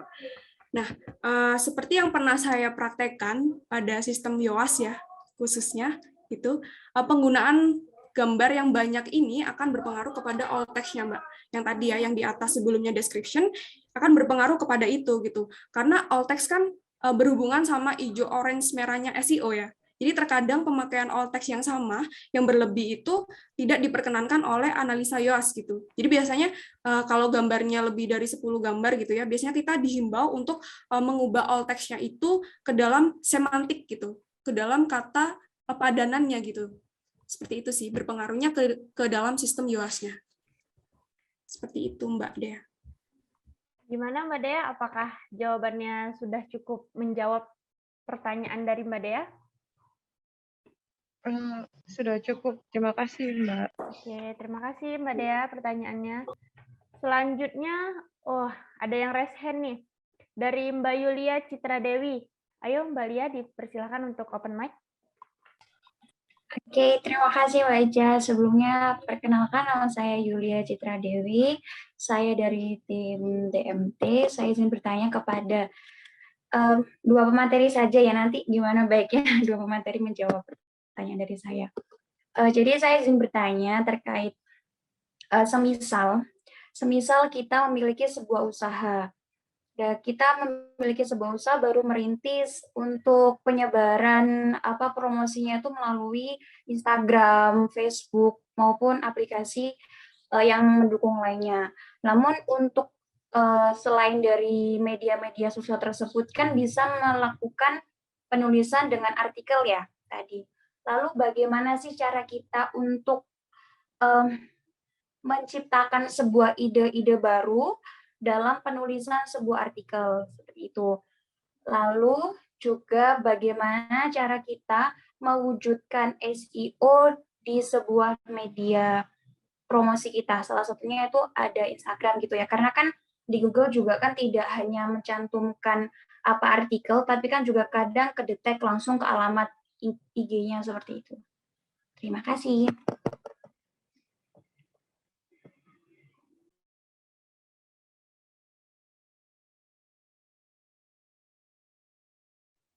Oke, terima kasih Mbak Yulia pertanyaannya. Mungkin Mbak Nisa atau Mbak Bibi mau menjawab dulu? Oke, Mbak Bibi ya? Oke, Mbak Bibi saya persilakan.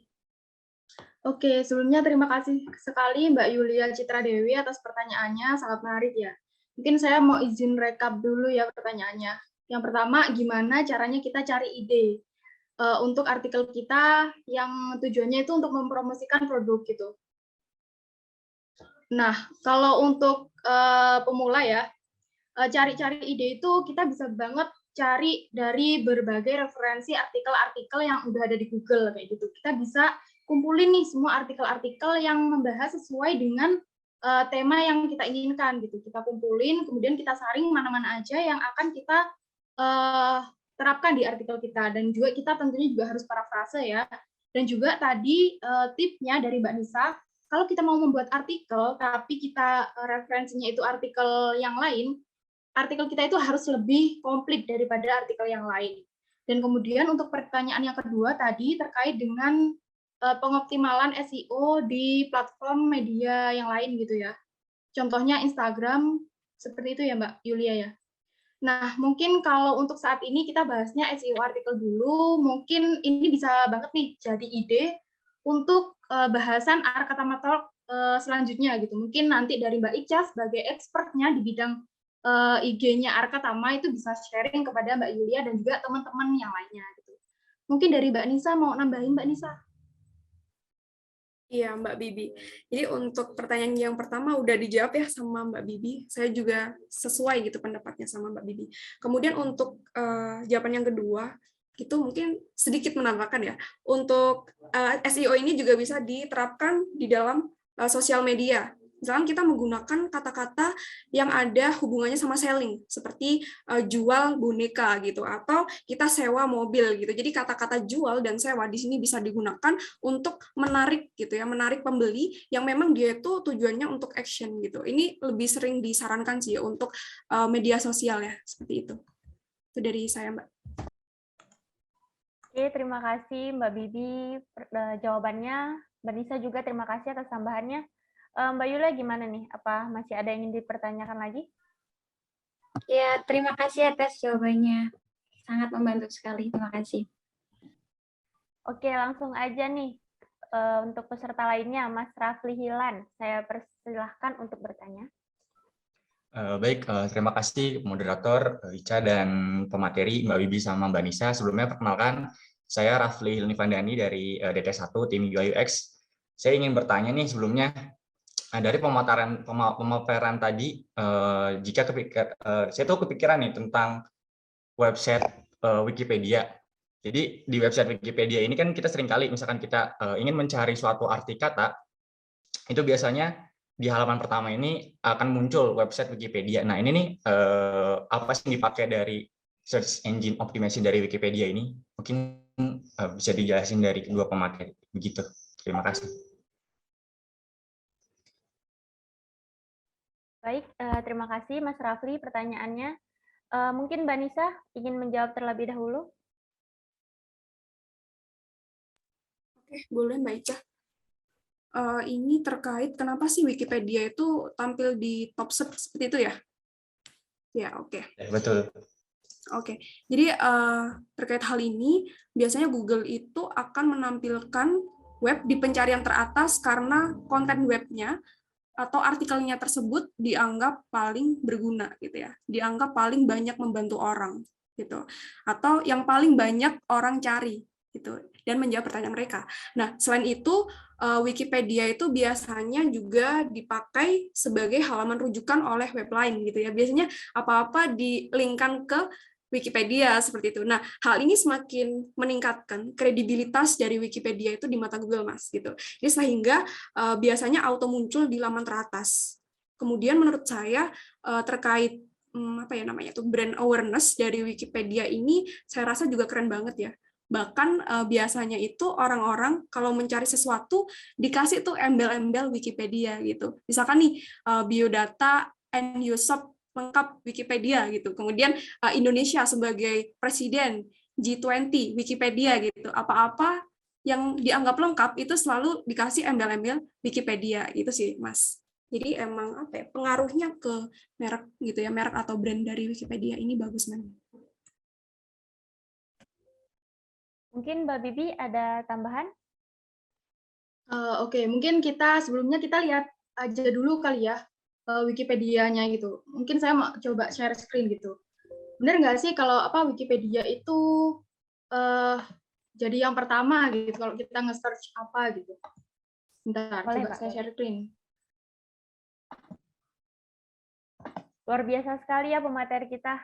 Pertanyaan dijawab langsung dengan praktek. Wah, luar biasa. Tolong dong ini kasih reaksi, tepuk tangan untuk pemateri kita. Ini udah muncul belum ya? Kita coba. Belum, Mbak Bibi. Kalau sekarang udah belum, Mbak Ica? Udah. Oke, mungkin kita coba cari apa ya? Sejarah komputer mungkin ya. Nah, ini. Mungkin benar nggak sih Wikipedia itu jadi yang teratas gitu?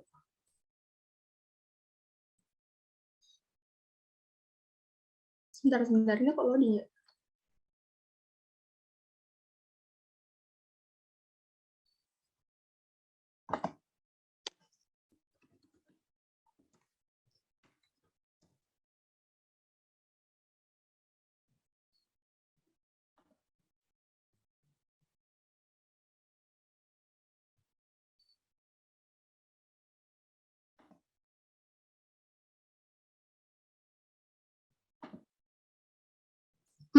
Ternyata ini laptop saya ya, yang sepertinya itu lemot. mungkin benar ya kalau Wikipedia itu kalau di search itu jadi yang paling awal gitu, paling pertama dan paling atas di Google gitu. Nah, mungkin asumsi saya kenapa kok dia itu bisa di halaman pertama? Kan kalau kita lihat di Wikipedia itu banyak banget ya yang nge-backlink. Misalkan kata apa tuh langsung ada backlink-nya, terus kata apa langsung ada backlink-nya. Nah, kayak gitu tuh bisa banget meningkatkan traffic pada website. Nah, oleh karena itu hal ini tuh juga pernah diterapkan atau sering diterapkan juga sama Arkatama, di mana kita itu bekerja sama para instansi-instansi lain. Gitu. Jadi pada artikel mereka itu juga ditaruhkan link ke Arkatama dan juga beberapa artikel di Arkatama juga mengelingkan website-website dari instansi lain. Nah, oleh karena itu diharapkan agar website Arkatama itu juga jadi yang paling nomor 1 gitu. Mungkin itu sih asumsi saya ya. Dan ya karena dari backlink itu juga sering dicari kan si Wikipedia ini, nah sehingga dia bisa nih jadi nomor 1 di Google gitu. Mungkin itu Mas Rafli, semoga bisa menjawab ya. Terima kasih Mbak Bibi dan Mbak Nisa. Bagaimana Mas Rafli, apakah sudah cukup menjawab atau ada yang ingin dipertanyakan lagi? Ya, sudah cukup menjawab, sangat memuaskan. Terima kasih. Untuk penanya selanjutnya, Mbak Tika, saya persilahkan untuk open mic. Baik, terima kasih atas waktunya. Perkenalkan, sebelumnya saya Vika Yuni Aprianti dari DMT. Nah, saya di sini mau bertanya, kan di Arkatama itu kan tentunya mempunyai berbagai artikel kan ya. Nah, apakah ada salah satu atau beberapa artikel Arkatama yang sudah menempati halaman pertama di Google? Terima kasih. Oke, ini pertanyaannya bagus ya. Mungkin Mbak Nisa ingin menjawab pertanyaan dari Mbak Vika? Boleh saya lempar ke Mbak Bibi aja nggak, Mbak Ica? Karena salah satu artikelnya Mbak Bibi nih, yang muncul di pencarian teratas nih. Wih, mantap-mantap. Oke, Mbak Bibi, saya persilahkan. Oke, terima kasih banget nih Mbak Vika. Ada nggak sih artikelnya Arkatama itu yang jadi nomor 1 gitu di Google kalau kita nyari pakai keyword tertentu gitu ya. Nah, ini saya udah bisa share screen belum ya? Kalau masih lemot mungkin teman-teman bisa banget cari sendiri di Google-nya sekarang pakai keyword-nya. Nah, ini yang udah ditulis, belum deh, pakai ini, keyword skill digital marketer 2022. Nah, di situ artikel Arkatama itu jadi yang nomor 1, bahkan teratas gitu ya, di Google kayak gitu. Mungkin benar nggak Mbak Vika kalau di search? Atau Iya saya Mbak, mengada-ngada? benar sudah muncul di halaman pertama Google. Ya, gitu. Jadi itu Mbak salah satunya. Baik, terima kasih Mbak Bibi. Mungkin kita lanjut ke penanya berikutnya, Mbak Alia. Saya persilahkan.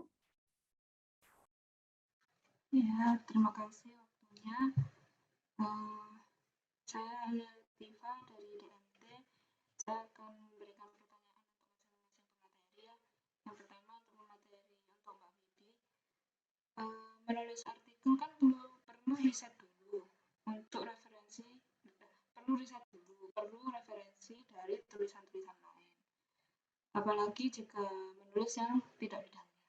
Nah, supaya tidak terjadi plagiasi atau plagiarisme atau sebagainya, gimana sih parafrase penulisan yang baik menurut Mbak Bibi? Terus untuk materi kedua, Mbak Nisa, pertanyaannya, ketika kita menulis artikel nih sebagai penulis ini kan pasti namanya akan tercantum di depan.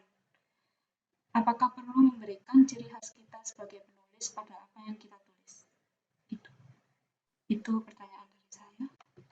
Baik, terima kasih Mbak Alia.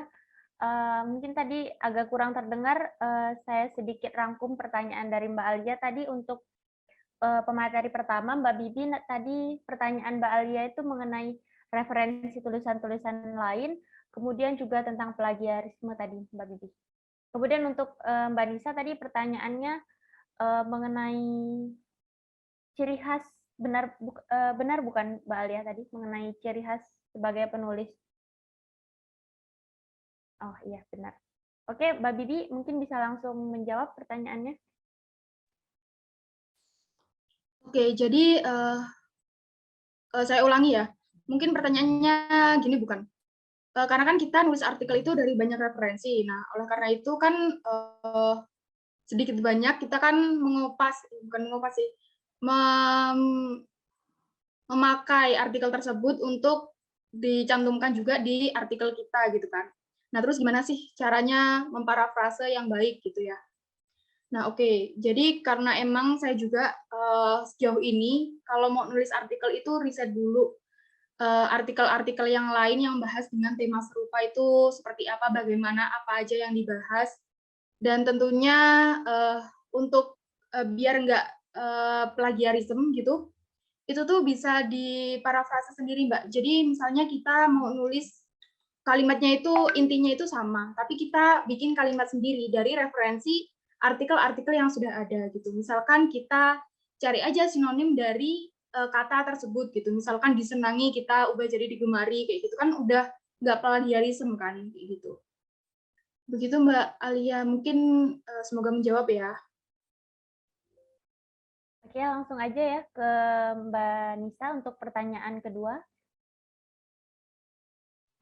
Oke, untuk pertanyaan 2 ini terkait ciri khas ya dari penulis gitu ya, Mbak Ica ya? Iya, Mbak. Oke. Yang saya tahu ya, biasanya itu secara tidak sadar pembaca akan dapat merasakan ciri khas dari penulis itu, gitu ya. Jadi antara penulis satu sama lainnya tuh berbeda gitu, punya ciri khas masing-masing gitu. Sebagai contohnya, ketika saya menulis, saya tuh lebih suka menggunakan kata kerja pasif gitu ya. Sedangkan Mbak Ica nih beda. Biasanya Mbak Ica nih pakai kata kerja aktif gitu ya, yang dominan ngajak interaksi pembacanya gitu untuk mengikuti apa yang tertera pada artikelnya gitu. Jadi terbentuk dengan sendirinya untuk ciri khas ini ya menurut saya.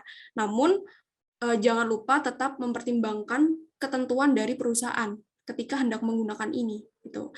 Nah, Arkatama ini kan industri teknologi ya. Jadi ciri khas yang disampaikan itu biasanya dominan lebih semi formal. Nah, berbeda dengan perusahaan atau bisnis-bisnis retail makanan gitu ya yang biasanya mereka tuh lebih agresif. Seperti contohnya adalah menggunakan kalimat nyesel nih kalau nggak beli gitu. Nah, Arkatama kan tidak menggunakan ini gitu. Seperti itu, Mbak Ica. Terima kasih Mbak Nisa. Untuk Mbak Alia, apakah pertanyaan dari kedua pemateri ini sudah cukup menjawab? Mohon maaf Mbak Alia masih di mute ya. Sudah cukup menjawab banget sih, sesuai ekspektasi jawabannya. Bagus. Terima kasih. Terima kasih Mbak Alia. Oke, untuk penanya berikutnya Mas Fernando, saya persilahkan. Oh iya, Assalamualaikum warahmatullahi wabarakatuh. Waalaikumsalam. Saya mau menanyakan pendapat aja sih. Saya kan, menulis blog kan, berapa blog. Nah, saya ingin menanyakan, menurut para pemateri, kenapa lebih banyak tayangan blog tentang tutorial dibanding blog tentang suatu pengetahuan? Itu aja sih pertanyaannya. Terima kasih. Terima kasih Mas Fernando. Mungkin Mbak Nisa bisa menjawab terlebih dahulu. Oke Mbak Ica. Jadi kenapa kebanyakan itu dominan berisi blog tutorial gitu ya? Hal ini dikarenakan dominan dari isi blog tutorial itu dia mengandung banyak sekali informasi yang lebih lengkap gitu.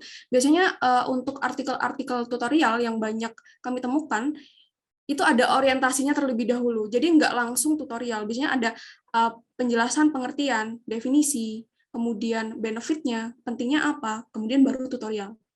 Nah, setelah tutorial biasanya malah ada artikel yang dia itu menampilkan evaluasi dari hasil tutorial itu gitu. Jadi hasilnya itu bakal seperti apa, nilainya itu dinilai baik atau enggak itu di situ tuh ada gitu. Jadi makanya kebanyakan artikel itu dimunculkan adalah artikel yang tutorial. Namun tidak menutup kemungkinan Mas untuk artikel-artikel interaktif itu interaktif yang berisi informasi ya khususnya itu juga muncul ke permukaan jika dia berisi detail-detail yang lebih lengkap gitu ya, isi teori-teori atau isi materi-materi yang lebih lengkap gitu dibandingkan tutorial. Seperti yang telah saya sebutkan tadi, bahwasannya memang Google ini memiliki algoritma yang mereka rahasiakan gitu. Jadi kita nggak bisa menilai artikel saya yang berisi informatif saja ini mampu nggak berada di posisi atas. Kemudian artikel tutorialnya tetangga yang lebih buruk ya isinya dari artikel saya itu pasti berada di posisi atas, itu nggak bisa kita langsung menilai seperti itu, Mas. Jadi tergantung dari algoritma Google ini, gitu. Moodnya Google. Oke. Terima kasih Mbak Nisa jawabannya. Mbak Bibi, apakah ada yang ingin ditambahkan lagi?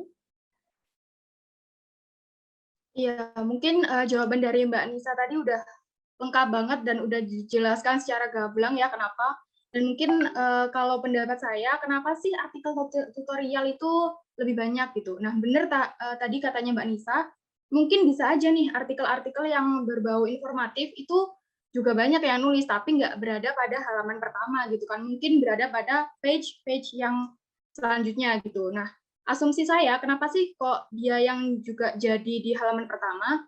Karena kan kalau kita, maksudnya saya aja ya, sebagai pembaca, itu yang nyari di Google itu kebanyakan emang saya kalau nggak tahu, itu saya nyari di Google. Misalkan, cara membuat daftar isi secara otomatis, kayak gitu kan. Terus cara membuat CV ATS friendly, kayak gitu. Kita lebih sering nge-search apa yang ingin kita lakukan, kayak gitu. Nah, oleh karena itu, si artikel-artikel tutorial ini bisa jadi lebih sering diakses oleh para user sehingga dia bisa jadi di halaman pertama gitu. Sedangkan artikel-artikel informatif karena mungkin juga kita jarang kepikiran oh gimana ya ini gitu sehingga kita search itu tuh dia jadi berada di page-page yang selanjutnya gitu. Mungkin begitu Mas Fernando, semoga bisa menjawab pertanyaannya ya. Saya menambahkan boleh Mbak? Atau Boleh Mbak Nisa. Iya. Jadi kemunculan artikel tutorial di one page gitu ya, di page pertama, itu biasa juga dikarenakan dia menggunakan bullet point gitu. Jadi biasanya kan artikel tutorial itu dominan ada poin-poinnya gitu ya, seperti SIRP tadi. Biasanya Google itu lebih seneng artikel-artikel yang seperti itu, yang dia munculkan di laman teratas gitu. Itu salah satu ketentuan sih, ketentuannya Google emang harus ada poin-poinnya, dan artikel tutorial biasanya mengandung itu. Seperti itu. Terima kasih Mbak Bibi dan Mbak Nisa. Untuk Mas Fernando, apa ada ingin disampaikan lagi? Ada yang ingin dipertanyakan lagi? Nggak ada. Oke, terima kasih jawabannya, Mbak. Mantap. Oke. Mungkin kita beralih ke pertanyaan yang ada di chat box. Ini dari Mbak Ririm, dari tim DM Digital Marketing. Pertanyaannya untuk kedua pemateri, format artikel yang simple untuk pemula itu bagaimana? Oke, mungkin bisa dijawab oleh Mbak Bibi terlebih dahulu. Oke, format artikel ya untuk pemula. Jadi kalau format artikel itu yang patennya gitu ya, yang wajib banget ada di artikel itu, saya ulangi lagi, opening, isi, dan juga closing. Harus banget ada opening. Jangan sampai ya kita nulis artikel tuh ujug-ujug pengertian apa gitu, terus tutorial apa gitu. Karena ini bukan buat untuk dikumpulkan ke tugas kuliah ya teman-teman. Gitu. Jadi harus ada openingnya dulu. Gitu. Karena pacaran aja lo ada openingnya, ada PDKT-nya gitu. Ya kan, masa nulis artikel enggak gitu kan. Nah, baru setelah opening kita masuk ke isi gitu. Apa sih yang mau kita bahas gitu. Kita tuliskan di struktur isi. Nah, kemudian juga harus banget ada closing-nya gitu. Nah, mungkin untuk pemula emang tantangan ya. Saya pun juga masih pemula gitu. Mungkin tipsnya sering-sering aja latihan gitu. Karena kalau nggak latihan ya emang skill menulis itu kan nggak bisa instan didapetin gitu. Jadi emang harus banget banyak-banyak latihan, harus banget banyak-banyak baca gitu sih. Mungkin dari Mbak Nisa ada tambahan, Mbak Nisa? Ya, mungkin ada sedikit tambahannya. Ya, sesuai juga sama tadi yang dikatakan Mbak Bibi ya. Jadi untuk awalnya kita harus menuliskan opening gitu. Nah, openingnya di sini bisa teman-teman tambahkan kunci nih. Openingnya harus dapat membuat audiens atau pembaca itu penasaran gitu ya. Kemudian untuk isinya, teman-teman juga bisa menambahkan manfaat dan fitur unggul produk kita gitu ya. Di situ kuncinya. Kemudian untuk closing-nya, teman-teman juga bisa menambahkan ajakan atau call to action. Misalkan nih artikelnya tentang cara membuat boneka gitu ya. Nah, di closing-nya itu teman-teman bisa menyisipkan, Anda bisa mendapatkan boneka ini di Nanat Store gitu. Jadi ada ajakan lah untuk masuk ke dalam bisnis kita gitu ya, untuk melakukan selling. Seperti itu sih Mbak. Kemudian untuk yang tadi ya, biasanya memang artikel yang dibuat oleh pemula ini kurang berani gitu. Termasuk saya sendiri sebagai pemula. Namun saya di awal-awal itu sama Mbak Bibi juga, kita menekankan dalam diri, kita meyakinkan di dalam diri gitu ya, bahwasannya menulis artikel ini mudah gitu. Dari situlah kita beranjak bisa membuat artikel-artikel yang lain gitu. Itu sih teman-teman. Kalau misalkan teman-teman tanya untuk tips pemula seperti kita ya. Oke, terima kasih Mbak Bibi dan Mbak Nisa. Terutama Mbak Bibi nih terlihat sangat berpengalaman ya untuk opening pendekatan hal-hal seperti itu ya. Semoga pertanyaannya menjawab ya Mbak Ririp. Oke, kita mungkin langsung aja ke pertanyaan selanjutnya dari Mas Alfian dari DT2. Jika saya menerjemahkan artikel bahasa Indonesia menjadi artikel bahasa Inggris, apakah artikel tersebut akan mendapat jumlah traffic yang lebih tinggi? Nah, mungkin Mbak Nisa bisa menjawab terlebih dahulu. Oh ya, pertanyaan saya batasi sampai pukul 16.55 ya teman-teman, karena kita sedikit dikejar waktu. Mungkin nanti jika ada yang ingin bertanya lagi, teman-teman bisa langsung hubungi Mbak Bibi atau Mbak Nisa langsung ya, karena waktu kita cukup terbatas, jadi bisa langsung kontak pribadi ya, sekalian opening tadi ya, sekalian pendekatan. Oke, Mbak Nisa, saya persilahkan. Oke, terima kasih Mbak Ica. Pertanyaan dari Mas Alfian, jika saya menerjemahkan artikel bahasa Indonesia menjadi Inggris, apakah artikel tersebut? Oh, oke. Jadi yang saya tahu ya, Mas, Google saat ini itu sangat mendukung berbagai macam bahasa, termasuk Indonesia gitu ya. Biasanya mereka akan mengutamakan keyword yang di-search oleh pengunjung gitu. Jadi pengunjung yang kita idamkan itu kan pastinya merupakan target pasar yang tepat gitu ya dengan artikel kita. Yang harapannya nanti akan meraup konversi karena ini artikel bisnis gitu. Sehingga langkah baiknya kita gunakan saja bahasa yang sering dipakai oleh target kita gitu agar tujuan artikel kita lebih mengena. Seperti itu sih Mas Alfian. Oke, apa ada tambahan dari Mbak Bibi? Sepertinya Mbak Bibi sedang kehilangan ini ya, ada kendala jaringan. Mungkin kita lanjut aja ke pertanyaan selanjutnya dari Mas Awan dari DT1. Bagaimana caranya supaya sebuah website terdapat dalam page 1 di Google? Oh, ini mungkin tadi udah sempat dijelaskan ya, mungkin bisa diulangin lagi jawabannya Mbak Bibi untuk pertanyaan dari Mas Awan. Halo, iya maaf. Ini tadi lagi ada masalah jaringan. Gimana Mbak Ica? Boleh diulangin nggak? Oh iya, ini dari pertanyaan dari Mas Alfian tadi, apakah Mbak Bibi ada tambahan? Atau sudah cukup penjelasan dari Mbak Nisa? Yang kalau ditranslate ke bahasa Inggris itu ya? Iya, benar. Oke, mungkin saya coba share screen lagi ya. Semoga bisa ya teman-teman. Oh iya, boleh Mbak Bibi.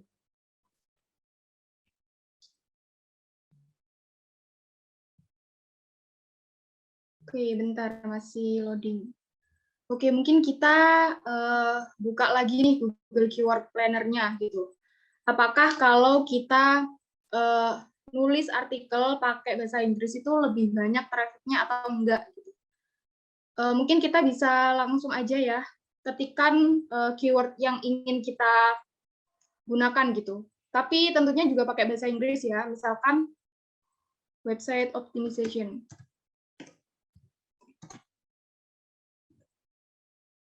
Bentar. Coba.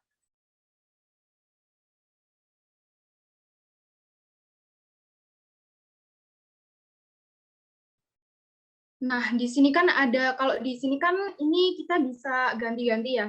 Kalau misalkan Indonesia, berarti ya Indonesia. Kalau misalkan kita pakai artikel yang bahasa Inggris, berarti kan kurang lebih atau pembaca itu kemungkinan emang dari negara-negara yang berbahasa Inggris gitu kan. Misalkan Amerika ya. Kayak gitu.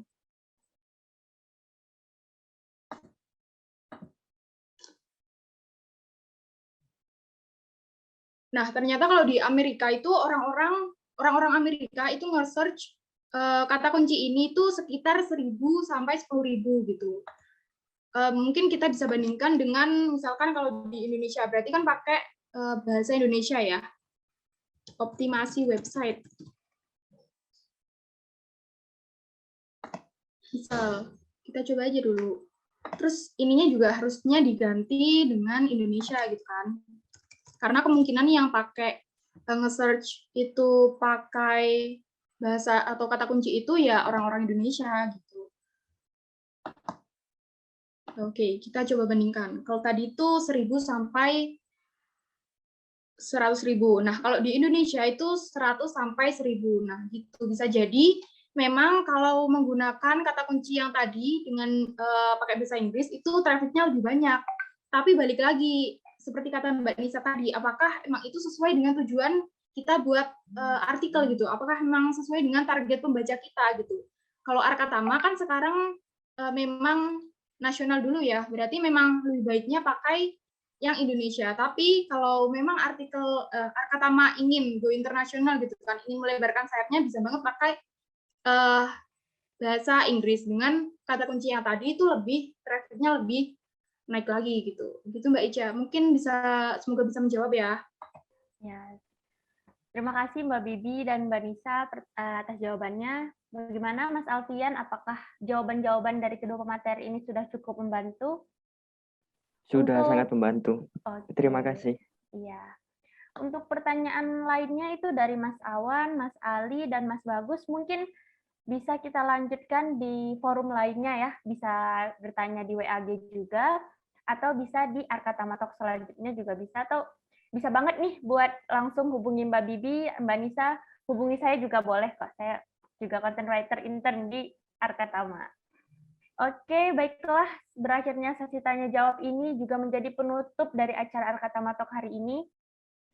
Semoga apa yang disampaikan oleh kedua pemateri dapat bermanfaat bagi kita semua, sehingga kita dapat mengimplementasikannya di real life. Amin ya Rabbal Alamin. Sebelum saya akhiri acara, kita foto bersama dulu ya, teman-teman. Semua peserta, saya mohon untuk mengaktifkan kameranya. Oke, untuk Mbak Yola, bisa dibantu screenshot. Ayo, bisa yang pakai kerudung, bisa dibenerin dulu kerudungnya biar cakep. Oh iya, setelah sesi foto ini, teman-teman jangan lupa isi presensi ya. Linknya sudah di-share di chat box. Nah, Mbak Nisa sama Mbak Dwi juga udah mengirimkan Instagramnya. Jadi kalau misalnya mau menghubungi langsung, ada yang masih kurang jelas, bisa langsung hubungi mereka. Oke, Mbak Yola, bisa dimulai dari sekarang. Untuk slide pertama, saya aba-aba ya. 1, 2, 3. Oke. Slide berikutnya. 1, 2, 3. Slide terakhir. 1, 2, 3. Oke.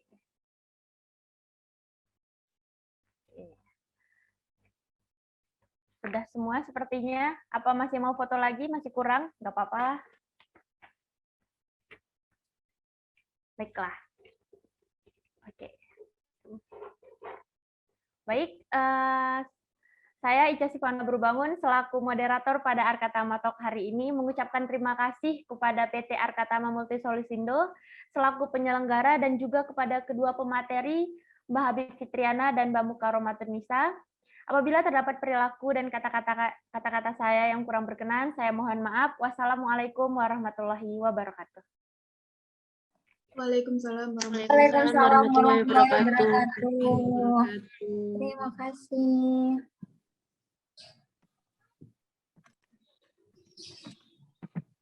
Jangan lupa isi presensi ya, teman-teman. Siap-siap, Mbak Ica. Presensinya nggak bisa, Mbak Ica. Error, Mbak. Bentar ya. Ya, semangat, Mbak. Bentar.